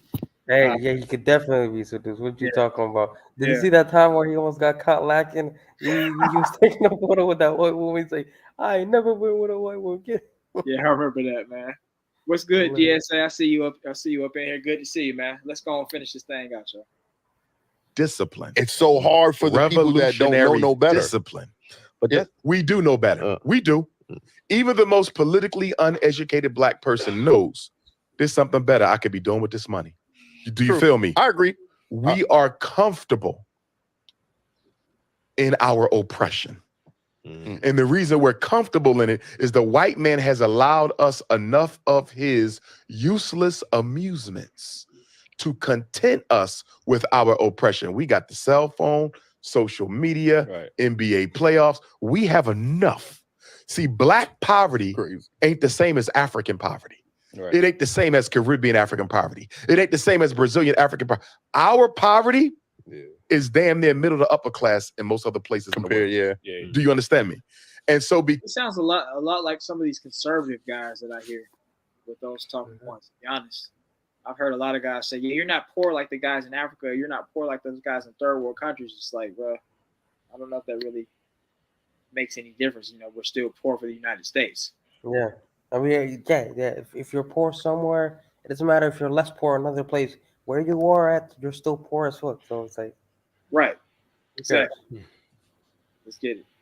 Because we don't have it as bad as other people, we think we winning when we losing. We think we winning when we lose. Is that why, you know, when Africans or the Caribbeans come over here and they be like, yo, you know what? Y'all got it easy. Like, you know what I mean? Y'all just being lazy. Compared to what they come from. Right, yeah. And when they come, they take advantage of whatever they can do. So they'll work at the taxi, they'll work at the airport security, right? And they'll save that money and they will send it back home. Many of them come over there to hustle and to send the money back home. And I don't have no problem with them doing that. You understand? But what I do need the African immigrant brother and sister to understand, America will give you opportunity. There's no exceptions. They might not all be bigots, but they're all racist. They all want their people to dominate unfairly the resources, the opportunities, and the privileges of this society. So every white person. What about the people that just say, what are your thoughts on that, Torian? When he said about all white people are racist? Yeah. Oh, they definitely all. I have a quote where I said they are their ancestors. I've heard, and I keep being proven right every single time. Yeah.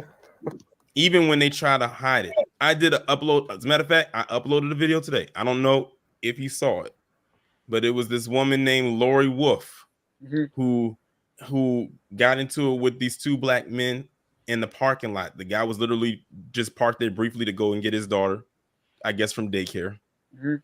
And they got into it like more like a verbal thing. And she was trying to say that he couldn't park there and stuff like that. Meanwhile, this woman is parked in the fire lane. So she definitely shouldn't have been parked there. At least where he was parked, he wasn't going to get a ticket. She would have. And then, you know, they said some other things, but he checked her and whatnot. She got upset. And then she said, called them both entitled. She actually said fucking entitled. And then he said some things back to her. And she ended off the conversation before pulling out of the parking lot saying, I'm white and we rule. Okay. Yeah. That's hilarious, man. Yeah. I think I guess I could agree when he puts it that way. Like they would all definitely give them enough time. I said let them, when they keep talking, they'll eventually tell on themselves. I don't they can a lot of them, if they're not overt with it, they can only be covert for so long before their actual true colors start to show. And the thing is, we don't know what they say behind closed doors when they're not around us. I can only imagine. Yeah, I might be naive, but I don't think every single white person is racist. I do think a vast majority are. A vast majority are. I think that's fair. But not every single last one of them. I don't think so. Yeah. All you got to do is ask them this one question: what is your stance on reparations? That's the litmus test, and that'll tell you all you need to know. That'll get them. Okay. That'll definitely get them. That'll expose them. Okay. We got Devil cooking in the chat, man. He says prejudice is synonymous to racism. Lord Jamar said prejudice is not the same as racism. He tried to make it seem like prejudice is less bad than racism. Jamar is wild too. What do you guys think about that? Anything? Nope. He then says not all whites are racist. Not all whites are racially bigoted. There are truly laudable whites. Yeah. Yeah, I'll put it like this. Present me a John Brown of today. You ain't gonna find it. Oh, not at all. No, nowhere. They don't even talk about John Brown. They'll bring up all these Confederate soldiers, but they will never mention John Brown. Not that I'm surprised that they don't. He's considered as a traitor. That's true. I didn't hear about John Brown until I watched the Black Lights channel. Was John Brown a white person? Yep, he was. Yes. Okay. Yeah, he basically was kind of like rebellious against like what white people were doing to black people. He even he even fought them and shot at them. I think they killed him in the end or something like that. So yeah. Yeah, it's kind of funny. His last name is Brown, because he's white. Right. Let's get it. Love is love, right? Who believes love is love? I mean, that's most people's answer. Most who? That might be most black people. Love ain't love for most white folks. Everything white people do has a political purpose. Everything white people do has a political purpose. Ain't no love is love with white folks. Would we be considered racist if we only date within our race? No, that's what you call race loyalty. And racism is a group system of exploitation, discrimination, oppression, bias, where one group seeks to deny all members of another group their fair share of resources, opportunities, and privileges. You know why you can't be a racist? You don't own a damn thing white people need in order to live. True. White people need you for nothing, but you need them. Whose schools our kids go to? Theirs. True. Our money in whose banks? Theirs. Who's building the houses we need to rent and buy? Them. Who's shipping our stuff around the world that we need to order to live? Them. You follow me? They don't need us for shit. We need them for everything. We are as dependent on white people today as we was when slavery ended 157 years ago. So, in my opinion, if you talk to an integrationist, and say, how far have we come since slavery? Oh, we've come very far. We got a black president. Now we got a black vice president. We got a black Supreme Court justice. We got about 10 black billionaires. We got about 100 black millionaires. Ain't shit changing. Because their definition of progress is based exclusively on superficial assets. Are you following me? Now that's the integrationist. Now you come to me, the nationalist, the Pan-African nationalist. How much progress have we made since slavery? Zero. But Dr. Umar, how can you say that? Black people got master's degrees, doctorate degrees, houses in white neighborhoods. We own our own businesses. We got millionaires. We got tech companies. Here's my question. To what extent are we now in a better position to protect and dictate the lives of our children today than we was when slavery ended? Let me ask it another way. When slavery ended, we owned 1/2 of 1% of all the wealth in America. Guess how much we own now? The same. 1/2 of 1% of all the wealth in America. What the fuck has changed? Nothing at all but the appearance of things. Right. The only thing they did when they ended slavery is change the way it looked. They traded in slavery. Before the 13th Amendment, we were owned by individuals. So, Torian, is that stat proven? I know you're the stat guy, man. You have all the stats. I'm not sure. This is actually my first time hearing that stat. Right. Yeah, bro. Dr. Umar just speaks with such confidence. Most people just believe whatever he says, bro. That's facts. So they don't fact check him. Yeah, they don't fact check him. Also, I do believe he's fact. He's fact. So Barack Obama was only half black. We need another half black president or a full black president. Yeah. Anyways, say it again. Go ahead. You're 33, right? Grind. Yeah. Yeah, 2 more years, bro. 2 more years. 2 more years. And that'd be a crazy presidential run right there. It would be very entertaining. It'd be explosive. Content, man. Let's get it. He's got this segment is about Barack Obama. I'm imagining you live streaming from the Oval Office, man. What the? Oh yeah, that'd be crazy right there. For me, every time I turn on the television, Barack Obama talking about homosexuals. Like they the only people in the country. That's all he talked about. Middle-class white people, homosexuals, women, and immigrants. That's all he cared about. Black people got no attention from him, but that's why the white man put him in there. When Obama was running for office, I'm one of the only scholars of public stature that said when he's done, we're going to be worse off than we was before he got in there. You go to I did a lecture at Black and Nobel bookstore in Philadelphia. It's on YouTube. Go watch it. People still watching now. They say, Dr. Umar, everything you said in the Obama, and this is why he was running. So I think Devil the Emperor, he put up a good post right here. It says, just don't castigate those from other races. If you're dating in your own, there's nothing wrong with dating outside of your race as long as you're not verbally abusing those from your own race. How do you guys feel about that? Would you guys date outside of your race? How do you feel about what he said? Yeah, no, that's with fact. all the stuff that I've said, I most likely wouldn't. Okay. That's fair. It's hilarious.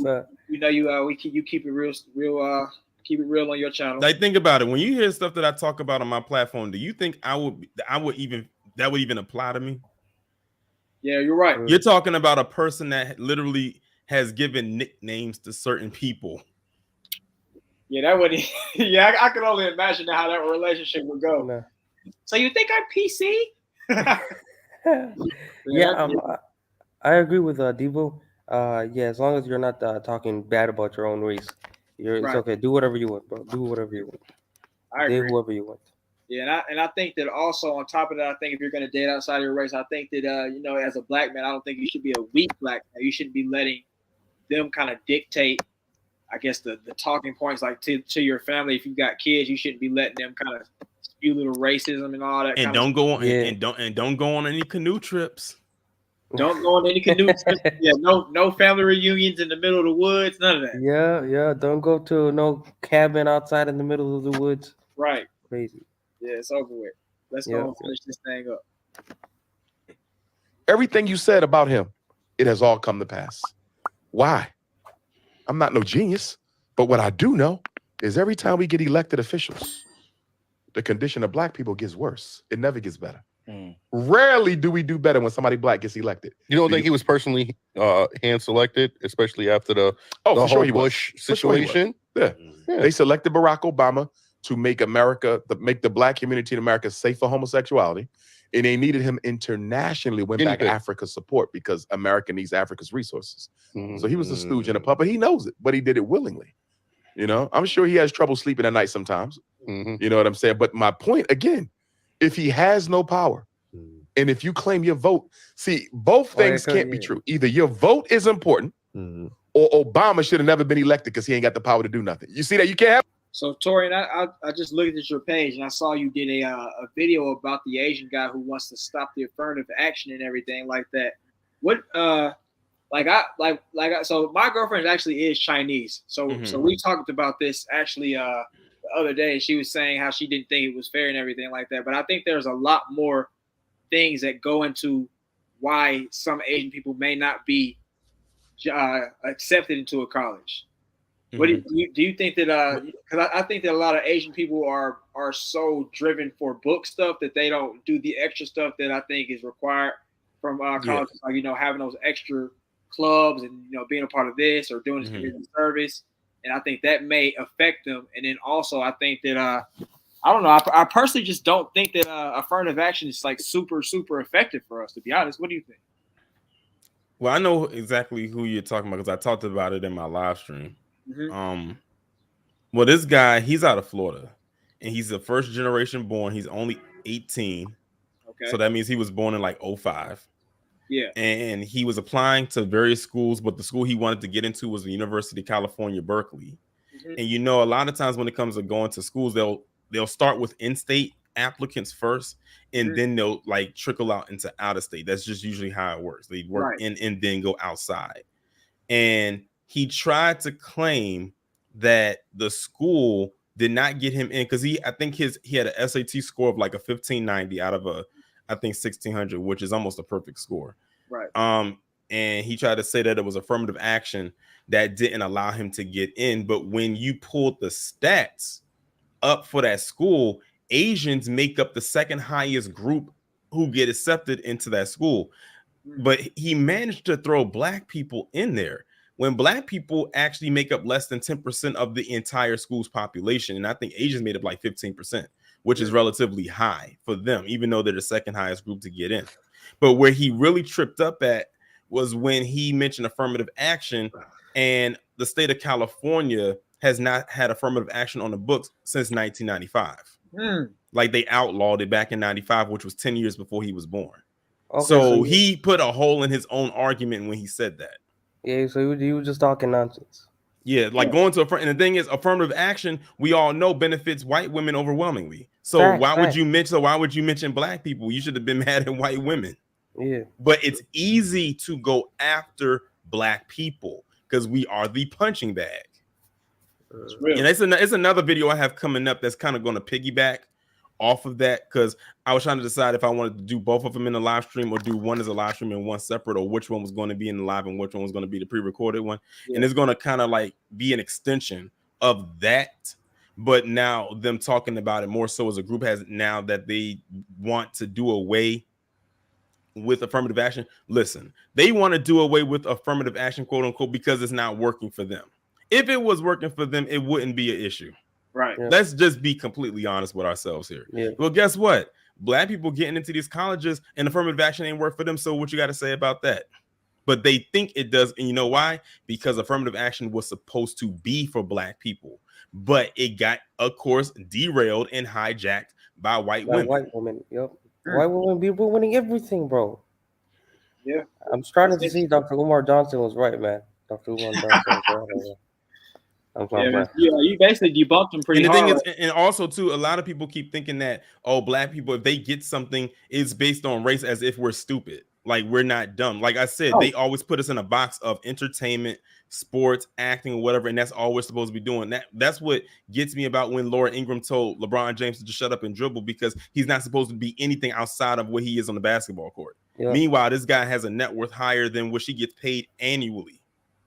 There's something going on in his brain, obviously. And he didn't get that from just shutting up and dribbling, Laura Ingraham. He actually got that from outside of the basketball court. Facts. And he actually was smart enough to market that, which he said about him, into a brand and helped contribute to his now billionaire status. So thank you, Laura. You played yourself. Big time. Yeah, man. Sounds like you pretty much debunked his argument. First, the whole state versus out of state thing is definitely a big deal. I didn't even think about that. You also he ended up going to a school in Georgia. So yeah. Okay. Yeah. Well, I mean, yeah, you got yeah. Oh well. Get fucked, man. Get fucked. Right. Let's see what he's got to say here about Black women in marriage. Let's check that out. A Black woman can have sex whenever she wants, right? Because she's beautiful. She can have a bed mate, but to have a soul mate, she may never get. I have two daughters, 11 and 20. Right? My oldest will be 21 this week. Statistically, right? There's a strong chance my daughter could be one of those. I hope she's not. She could be one of those who never get a husband, because only 1 out of 4 gets a husband. You see that?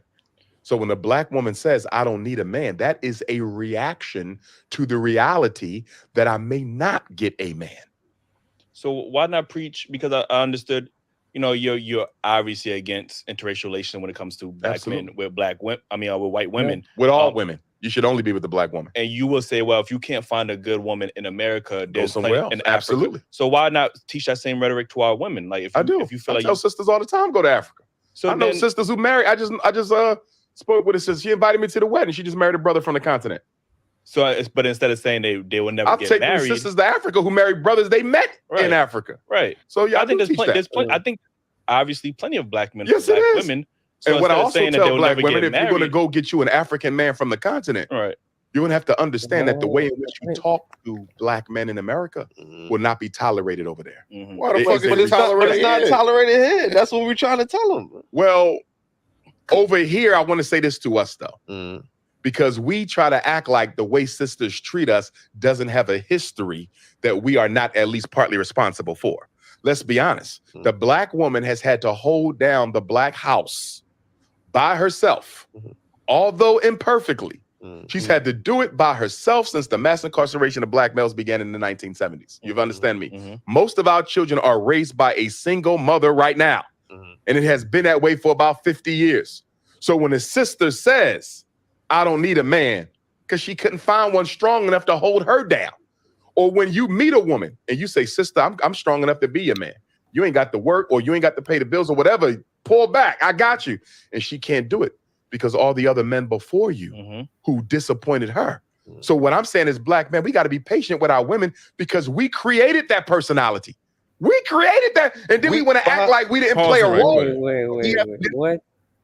So you're just gonna like, you just mentioned mass incarceration like that wasn't a government thing. Yeah, So you're like, literally bro. throwing all. See, this is the part where you lose me. I mean, he lost me already before this, but now you Yeah. really now I'm like completely. I cut myself from the string. I'm like Wasn't it- literally dropping right now. You literally just sat up here and blamed black men for what the government, and you Did know to us, this, yeah. what the government did. So you're just gonna leave out the welfare program that said, look, we're gonna give you all this stuff, but you can't have a man in the home. They literally had a move. I don't know if y'all remember this movie or not, but it was a movie that came out in the 70s with Diane Carroll called Claudine. It was with her and James Earl Jones. You should watch it, and literally is basically about what I'm about to say. Mhm. You had a woman, she was a single mother. She had, I want to say 4 kids. I think she had like 3. I think she had 2 daughters and 2 sons, or 3 daughters and 2 sons, something like that. I think 4 or 5 kids. And she literally was on welfare, and she could not, of course, have a man in the home. But then she ended up starting to date James Earl Jones' character, and he was pretty well off to do. He had a good job, made decent money, and he ended up starting to buy nice things for her and her family, like a new toaster, or maybe, you know, a table or something. I'm just throwing it out there. Just if you watch the movie, you'll see what I mean. Okay. But every time the welfare person came over, they had to hide all these luxury items that he would buy. Otherwise, they wouldn't know, because they did inspection. They wouldn't know somebody was there, and they'd be like, wait a minute, we approve you to get these food stamps for a certain amount of money. How are you able to pay for all of this? Yep. And that's actually probably how it really was back then. Like you had to hide all those amenities. They even did that in Precious.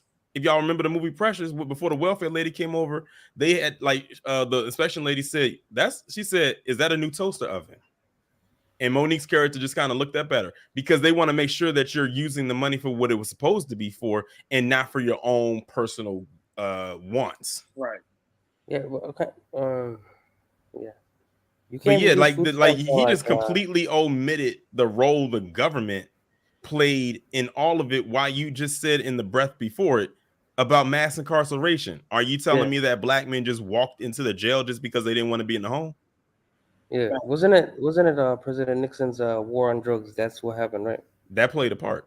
Yeah, they locked up all the black men to like destabilize the family structure of the black people.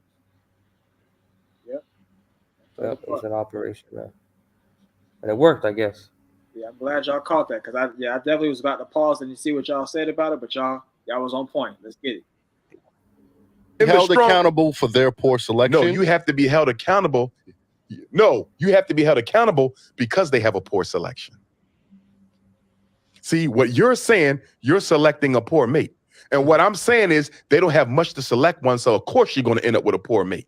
And why is she going to end up with a poor mate? Because we as black men are not raising black boys to be the men that our women need. We are not.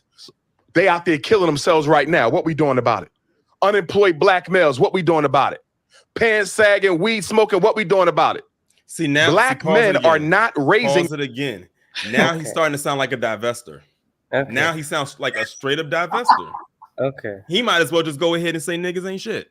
I'm waiting for him to say it. And you can tell he already lost the people that he's talking to, because at first they were kind of agreeing with him, the stuff he said, but now it just got so quiet. You can hear a pin drop. And it's not because it's a gotcha moment. It's because they don't believe the stuff that he's saying. Like, man, I wish I could be in that room. I would push back on this so hard right here. This is why a lot of people do not vibe with him like that, or at least like they used to. Like, listen to what he's saying and listen to how he's talking. It's a way that you could go about this and saying it, but you're coming at it from a place of malice. Like, it's all our fault. Yeah. Right. So what he's doing is he's limiting them by saying you can only date black people, you can only date black men, and then he's saying the men that you have the selection of, they're poor men, they're poor quality men. So you should so he's blaming us for being poor quality while absolving them from their poor choices. So it's like you're restricting them, and you're putting the blame on us. So it's like it makes no sense. Right. Yeah, I'm definitely. And the thing is, he knows who to talk to with those who are not completely invested in this, because he knows he won't get no pushback. Right. Yeah. Notice they not pushing back on him like that. Like put me or like Rob or even you grind and motivate. Well, shoot, if you put him in front of Tariq, it might turn into something physical. Even like TBA or Professor Black Truth, like someone who will really push back against them, it wouldn't get that far. But when you do that in front of people who probably aren't that well aware, and I'm not saying that they aren't, because they could very well be, and maybe they're just like they're trying to soak it all in, and maybe it hasn't hit them yet, then it's easy to get in your head. And like DSA once said, he's good with the double speak. Yeah, he's great with it. Yeah, he has a way with the words and everything. But what I was going to ask you is, do you think you could possibly get him on a live stream eventually? I don't know. He probably looked at my stuff and probably was like, "Nah, I'm not talking to him." I don't know. Has he blocked you on Twitter like everybody else has? I don't know. I don't follow him on Twitter. Okay. Yeah, I know you. Everybody once you come for them, they feel hit by it. They end up blocking you. Yeah. Wait, Ryan, I have a question. Yeah. How many lashes for Dr. Umar Johnson? Ooh, man. I don't know. I guess 1,500. Just to be safe. No, if I would for me, I would probably be that petty one. I said, sure, I'll do a talk with you when you're finished your school. Ooh. Yeah. Then we can talk about your school, bro. Tell us the amazing teachers who are teaching your school, man. That would kill him right there. He'll definitely block you off of everything right there. Let's go and finish up. Black boys to be the men our community needs. That is 100% our fault. What I'm saying is she got a right to be angry with us. She got a right to be angry with us. I understand we have not been on our job as black men. If the men are the providers, what have we been providing for our community? I'm not speaking you individually. Yes. Because you may be a damn good father. You may be a damn good father. You may be a damn good father. But guess what? What are we doing for the community? What are we doing for the children who don't have a father? You don't think the black woman got a right to be angry when she's been raising 2/3 of the kids by herself for 50 years? Again, and the minute she raised her voice, we say she's not humble enough. Again, he keeps leaving out the elephant in the room, which is the government's role in this. Right. See, Brian, I don't know how much more I can take of this. I'm gonna be honest with you. Like this is giving me like seventh circle of hell high. Yeah, he's acting like all the black men just woke up one day. Let's commit hella That's why I crimes say and he's get locked sounding up. like a divester. Yeah. Right. Yeah. I can't tell the difference between him and a certain person. I'm not going to name their name, but y'all probably know who I'm talking about on here. No. Oh yeah, I know. Yeah, I know who I'm talking about. Yep. Yeah, let's go on. We'll get a few more little segments in, and we'll go and wrap it up because I'm feeling the same way that y'all. And I'm seeing the next part talking about masculinity of black women. I'm sure he's probably going to say it's black men's fault about that too. Black men are not masculine enough. You know it. Let's go. And I'm telling you, black men are responsible for her being masculine because we have not helped her raise them children. And when I say help them, y'all better stop sleeping on my psychic skills. Hey, I know this. Hey yo, I knew he was gonna say that shit. Man. I knew that was. See, now we have entered the segment until we're the part where he's going to start attacking black men. You know, it's black men's fault about what all of this. You know, You know, it's dark outside right now. It's our fault because we didn't uphold the sun to stay up a little bit longer. Yeah. Right. It's gonna be, and then the next section is gonna be why are black women so promiscuous? It's black men's fault. That's what it's gonna be. Yeah, because it's an easy target. Yeah. Yeah, so yeah, he's pulling out some kind of white supremacist habits right there, man. Like, you know, with a punching bag. He's so like he getting so out right now. He not even comfortable in the seat no more. He had to lean forward like he was watching his favorite part in the movie. Like the good part was coming up. Oh man, the nonverbal cues. Hilarious. Yeah, he ain't comfortable no more. Let's get it. Raise them children. I don't mean you as the stepdad. No, I mean you as an active member in the community where we go to every single parent black mother and say, how many sons you got? 2? How many sons you got? 2? Well, guess what? That's your son's big brother. That's your son's big brother. He taking them to school. He doing the homework. He gonna spend a couple hours with him every Saturday. He got his own kids too. But he gonna make Is Umar doing this? Is the question.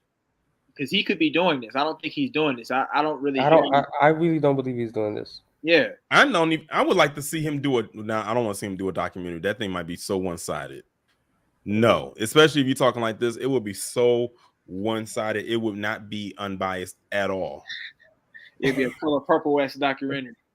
Yeah, he's gonna show his daughters with natural hair, not weaves. You know what I'm saying? That's yeah. It's gonna be just basically a hate black. Pan African. It's gonna be a Pan African documentary. Definitely. Let's go and finish this up. Time for you. She got masculine because she had to become masculine in order to deal with the rape, the abuse, the domestic violence, the disappointments that men had in her life, and also raising those kids and having to take care of herself all at the same time. The black woman has been the be all in all in our community for half of a century, and now we want to turn around right there. He said be all end all for the black community for the last for what he said, the turn of the century. What is that what he said? No, for the last last half of the century. Yeah. Bet. Then why is it in the last half of the century the community still looks the way that it does? Yeah. I bet that's black men's fault too. Yeah, nothing's changed. Because remember, they were going around saying that black women were the backbone of the community, which is a statement I've always hated, alongside of black women are the backbone of the Democratic Party. That was another one I hated. And I said, y'all better be careful when you say that, because that means when something happens, it's going to fall onto you. And I'm going to feel bad because it's some women out there that don't want that burden. Yeah, they're going to get lumped in with that. Yeah. And then, that's true. Yeah. Let's go and finish this thing up, see what else you got to say. And say because she didn't do it perfectly enough or remain feminine enough when she had to absorb our responsibilities plus her own. That's insensitive and disingenuous. I don't believe. Yeah, I can't. I mean, I guess I understand what you're saying. I'm not thinking to tell me something that even they don't believe his crap. the whole time they've been sitting up here, they agree with some of the stuff he was saying, but on this part, now it's falling apart. Yeah, and I would agree with them. It's falling apart. Yeah, in the beginning of the show, he was reasonable. You know, you could understand where he's coming from. But then as the show kept going on, and then we started talking about black women, he started going crazier and crazier. You know. Mm-hmm. He got bad, and then DSA one. He's been cooking in the chat, man. He says, "Dude, the system has to be set up for what he's asking. On top of that, folks not trusting men in general like that. The fuck, yeah, I agree, because he was talking about, you got a big brother, you got this, you got that, all this, all that." And, I can't believe I actually shook this man's hand back in 2015 when they had the Justice or Else rally here in DC. Oh man, yeah, he was on a different timetable at the time. He wasn't doing all of this. Right. You met him in person? This was back when Tariq had him on his Hidden Colors documentaries. Oh. So yeah, it's been a while. Been a while. Damn. Yeah. When they had when they had the Justice or Else rally that Farrakhan had, well, the minister, which was basically I guess you could say a part 2 to the Million Man March. Okay. It was back in 2015, which was basically also marking the 20th anniversary of the Million Man March. Yeah, I remember going to that. It was back in 2015. Okay. It was right there on the Capitol steps. See, we was on the Capitol steps. We didn't have to go and invade and pull a January 6th. Right. Right. Yeah. Well, I got a question for you guys. Go ahead. If you guys got like $1 billion right now into your bank accounts, $1 billion. Mm-hmm. This is based off of Dr. Umar Johnson's experience, what he says all the time. He says, if you got $1 billion in your bank account right now as black men, you would take that money and then you would just dip. You would leave the community. You wouldn't try to help or anything like that. What would you guys do?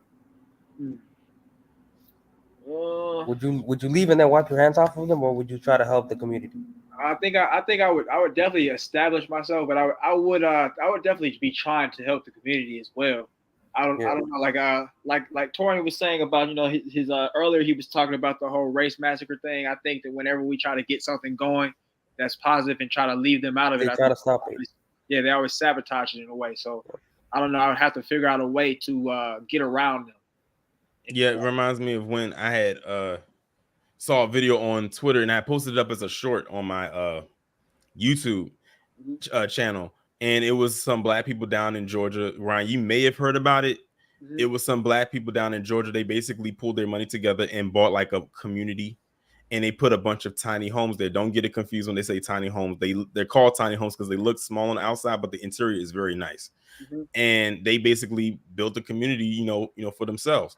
And it was some white guy on Twitter. I forgot. I think his name was Stu Peters. He had retweeted the video. And he said segregation and put a question mark behind it. as if you wouldn't have been all for back in the day. Right. And do you really what they're mad at is that black people actually did this.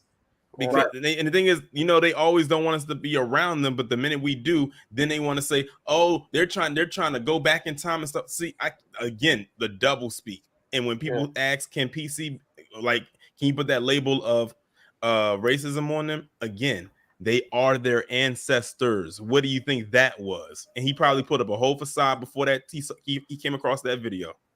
Yeah, it's a catch-22. Damned if you do, damned if you don't. So it's like, what are you gonna do about it? True. That's true. What was I about to say? So I made a video recently, maybe last month, about reparations and whatnot. And the guy was asking a bunch of different white people if they thought that we deserved reparations. And it was some older white people, and I said that I thought that they were racist because they're older. What do you think about that? Do you guys think that most older white people are racist because they've grown up during Jim Crow? I mean, it would only seem like 2 + 2 = 4. What do you guys think? I agree. Okay. Yes, I didn't think I was too wrong, man. Devil the Emperor says "F you, Umar" is except for black women. Yeah, bro. They were one of those. They were one of those people that were sticking the dogs on them. Exactly. Bro. Yeah. They might have lied on the little kid that she was dating or something like that. And I definitely believe they were. Not to change the subject or anything like that, but Ryan, did you see that video I did on Michelle Rodriguez? Is that the lady that was talking about some? I guess she's a movie star who was trying to say that black people need to stop stealing white superhero roles and stuff like that. I had posted I had made it as a reel and posted it up on Instagram, which in reels, for those who don't know, is basically shorts on YouTube. Right. And I had made it into a reel, and I literally the engagement on that video was actually pretty damn good. It actually got a lot of views, but one person came on there and started commenting, and then they mentioned that word woke. I'm like, here we go. Right. I said, there they go bastardizing that word again. And I asked them yesterday to define it. Then they tried to say some nonsense, and then I was like, no, define it. It took them a whole day to come back with some BS. Do you want to hear what they was it in the comment section? Not on the comment section of the video on YouTube, it's on my Instagram. Okay. But they came back an hour ago to leave BS of what. Do you want to hear what they wrote? Well, let me hear that. It took them a whole day. Let's hear. They said woke is a term created by people with too much time on their hands, and they put two as in T-O and not T-O-O. They said woke is dumb people talking about defunding the police while crime is on the rise when they should just fire and arrest bad cops.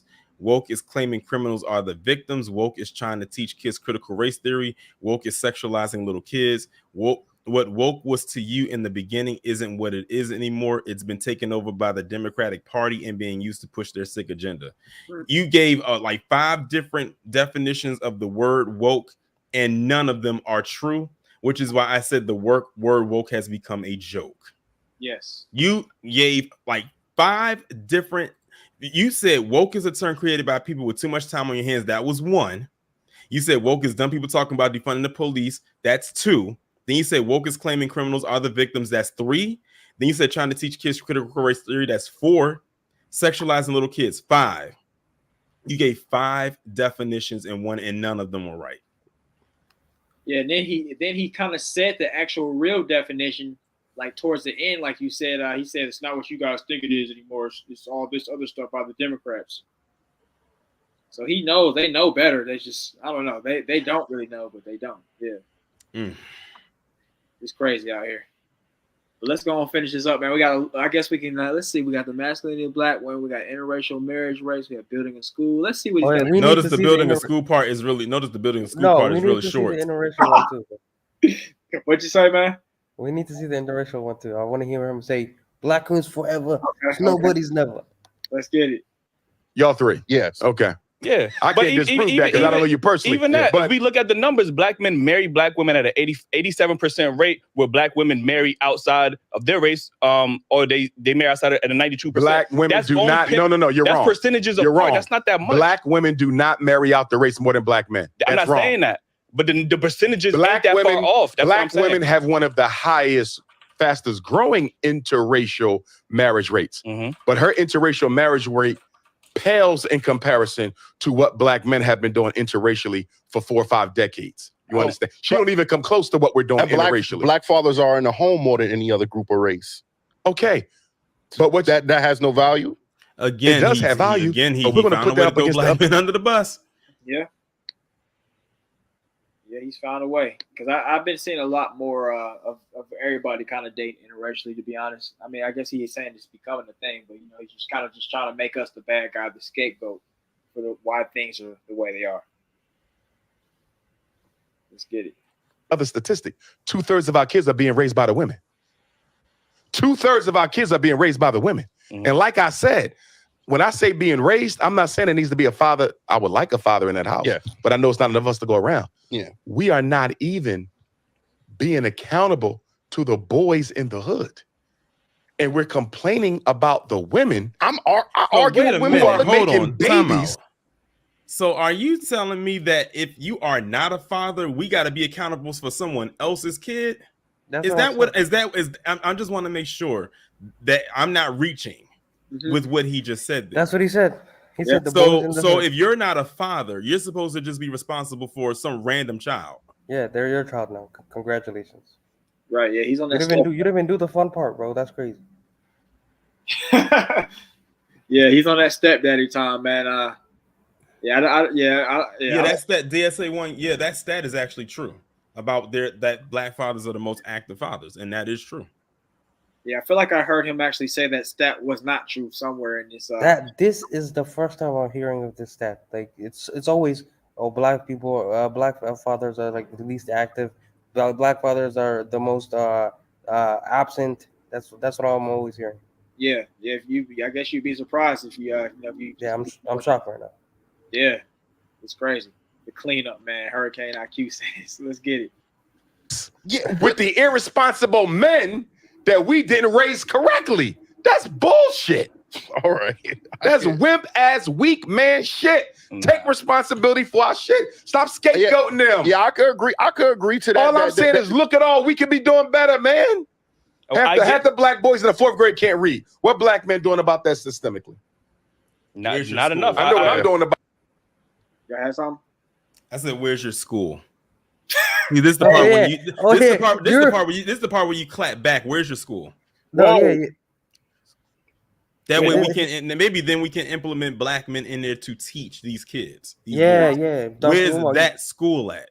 Yeah, Dr. Umar, you should be helping those kids learn how to read. And every time he wants to get loud, I'm gonna get louder back at him when I say, "Where is your school?"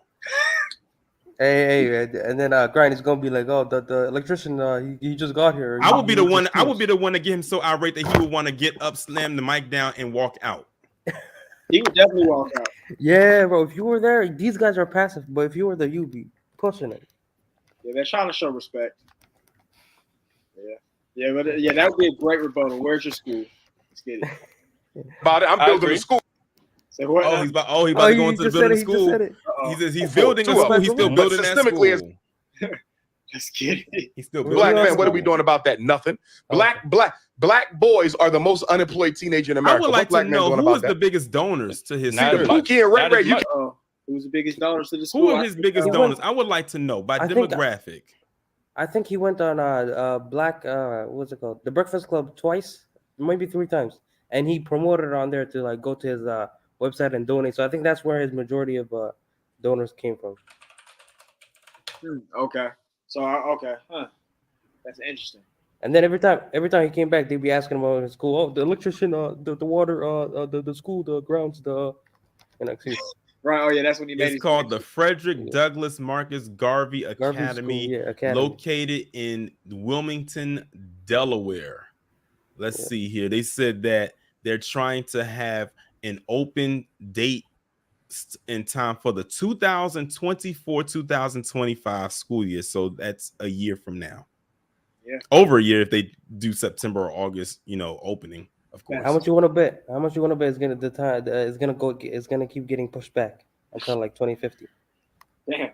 He has a picture up here of what the school it's supposed to be opening September 3rd, 2024. He has a picture up here of what I guess the school looks like. Yeah, it's like Yeah, it's like a yellow. It's yellow in color with like a black stripe. Going around I've seen him in the school buildings, bro. He has the buildings, but he's always walking around. Yeah, guys, this is the school, but we're gonna have to fix up a lot of stuff. This was like back in like 2020, bro. So it's been like 3 years, and he still hasn't done anything. And it says that he estimated he needed to raise about $300,000 for additional work. This article that I'm looking at was posted March 2nd of this year, so it's fairly recent. Okay. Yeah, well, I don't know. I hope he can get out. I don't know why he chose Delaware to make the school. I feel like that's kind of a weird state to make a black school like that. But I don't know. Yeah, and also his ancestor is Frederick Douglass, but it's funny because he keeps bringing it up. Frederick Douglass was married to a white woman, bro. Oh yeah, so I think he speaks on that. But yeah, you're right. Yeah, you got them white genes in you, bro. Ha. Yeah, let's get it. Kept talking about. We letting them raise right before our eyes, and then we want to criticize stuff for ending up with one when we should have made sure there were none.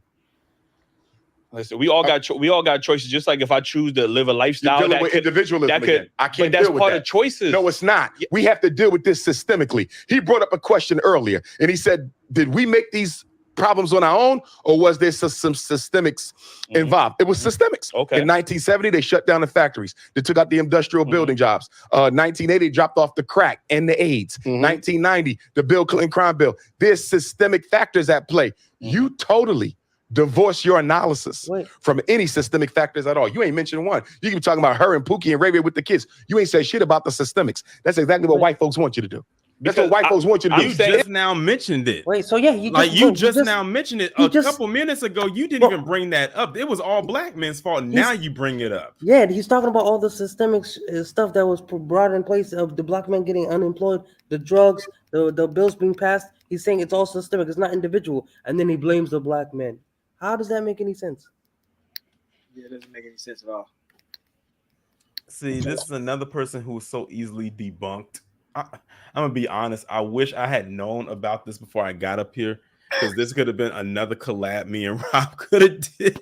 Y'all can still do it. No, I mean it doesn't. For me, it doesn't really hold. Is like because I'm already like spewing myself out right now, and to have to do this a second time, it'll be too much. I feel it.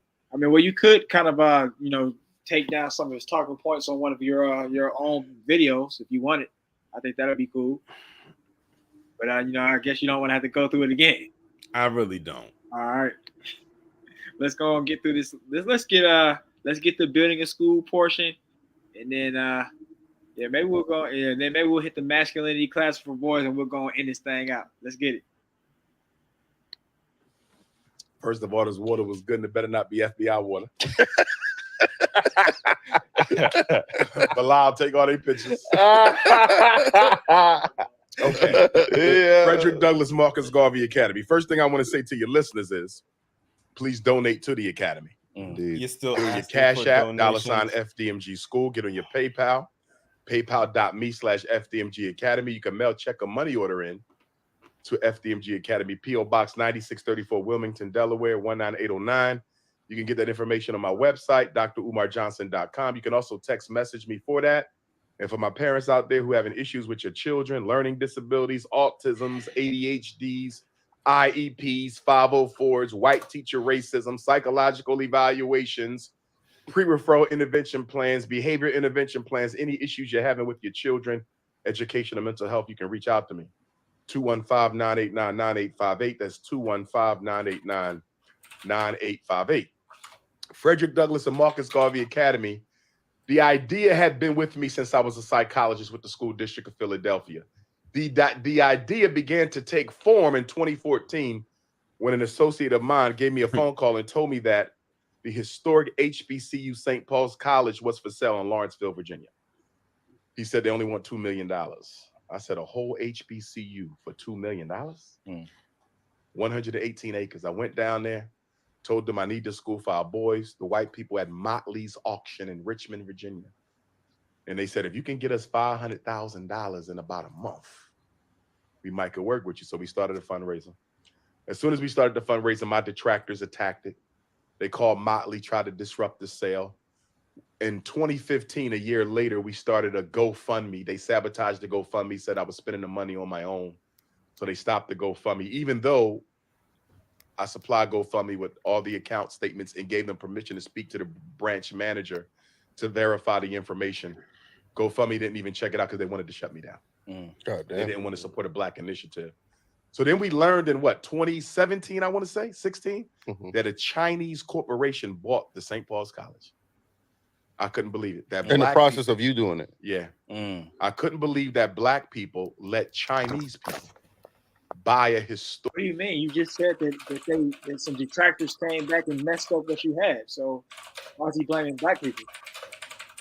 I don't get it. Let's go see what these masculinity classes are talking about for boys. Masculinity classes, in a sense, right? Do you think there's a need to kind of have a masculinity course for our young Black boys? I don't know exactly what their masculinity course entails, right? But our Science of the Black Man, Woman, and Child will likely cover that. Okay, that's fair. Because we believe in the divinity of the Black man and the divinity of the Black woman. So that's part of it. Sure, we might need some classes for some grown adult men to be taught how to be a man. I agree with that. Like a college, I don't know if it's a college or maybe some grad school, yeah, something. some I don't know. side shit. We need some help. We're going to have some stuff for the men too once we get the boys up and running. Because although FDMG is a school by day, I don't know if I want your help after what you just said. Hey, that's real. He's gonna be it's gonna be some real backwards help, to be honest. That's real. I didn't even think about that. Let's get it. So this is an all boys school? It's going to be all boys for the first 3 to 5 years. Then it's going to become girls.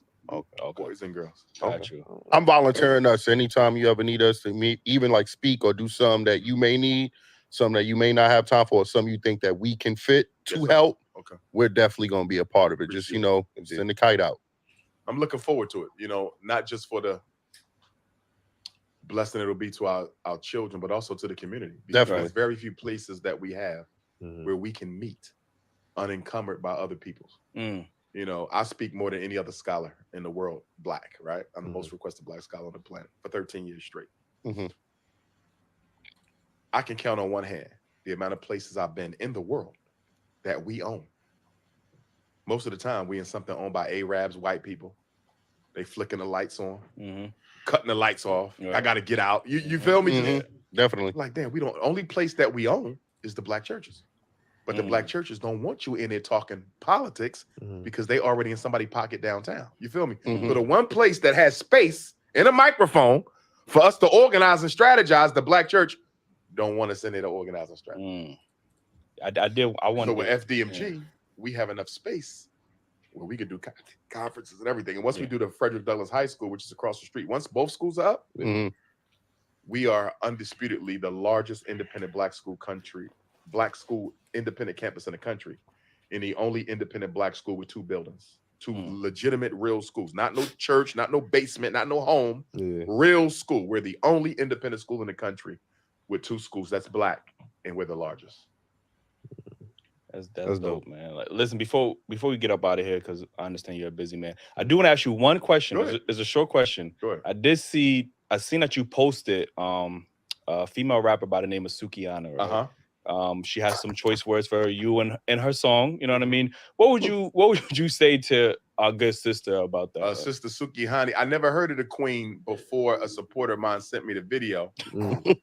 Where she said, I'm not going to use her words, but where she said, if I wanted to spend some private time with a man, it'll be Dr. Umar. Right? And then at the end of the video, which wasn't on my Instagram, but it's on my Facebook and TikTok, she says, if Dr. Umar met me, he would shoot his shot because he would see that I'm a beautiful Black African conscious queen. I could use some guidance. I got a little bit of daddy issues. She was very humble. Right. You understand? Yeah, indeed. I didn't know she was from Wilmington, Delaware. That's where the school is, right? Yeah.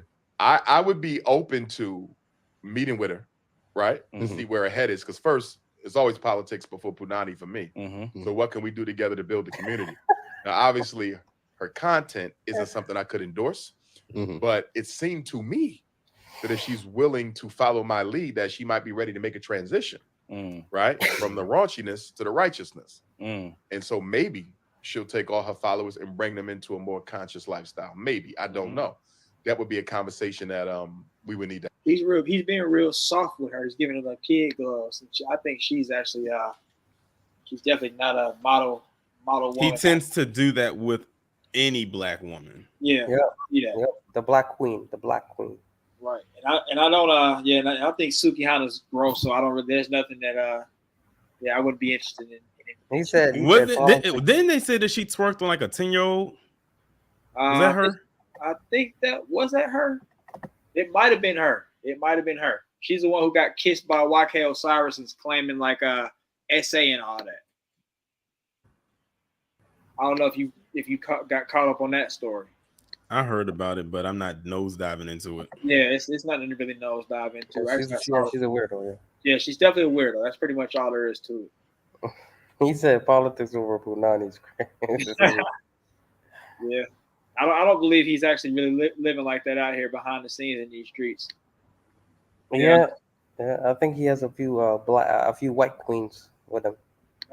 Yeah, he's sneaking and geeking out here in these streets. Yeah, man. That's the end of that one right there, man. I think we'll go ahead and end the stream. I really appreciate both of y'all jumping in and helping me get through this thing because, like Torian said, it was tough to get through. Yeah, man. I think, Derek, you had some great insight. Torian, you had some great insight, and I appreciate y'all, man. I definitely would like to have y'all on next time I do something.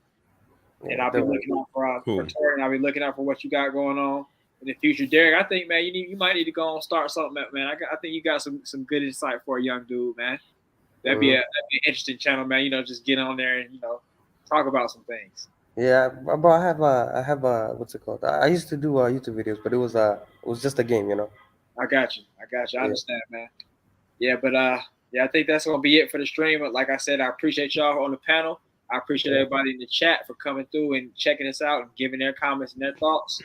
And I will see y'all. We might do something on Reacts tomorrow. So yeah, Torian, I might see you again tomorrow. Derek, you too. But you probably won't see me tomorrow, honestly. Okay. You'll be taking a day off. I got you. Yeah. Yeah, man. But if I don't see anybody else tomorrow, y'all have a great day, great weekend. I guess happy symbolic Juneteenth and all that. Yeah, you too. It was fun. Yeah, man. All right, man. Y'all have a good night, though. I'll see y'all. All right, you too. All right.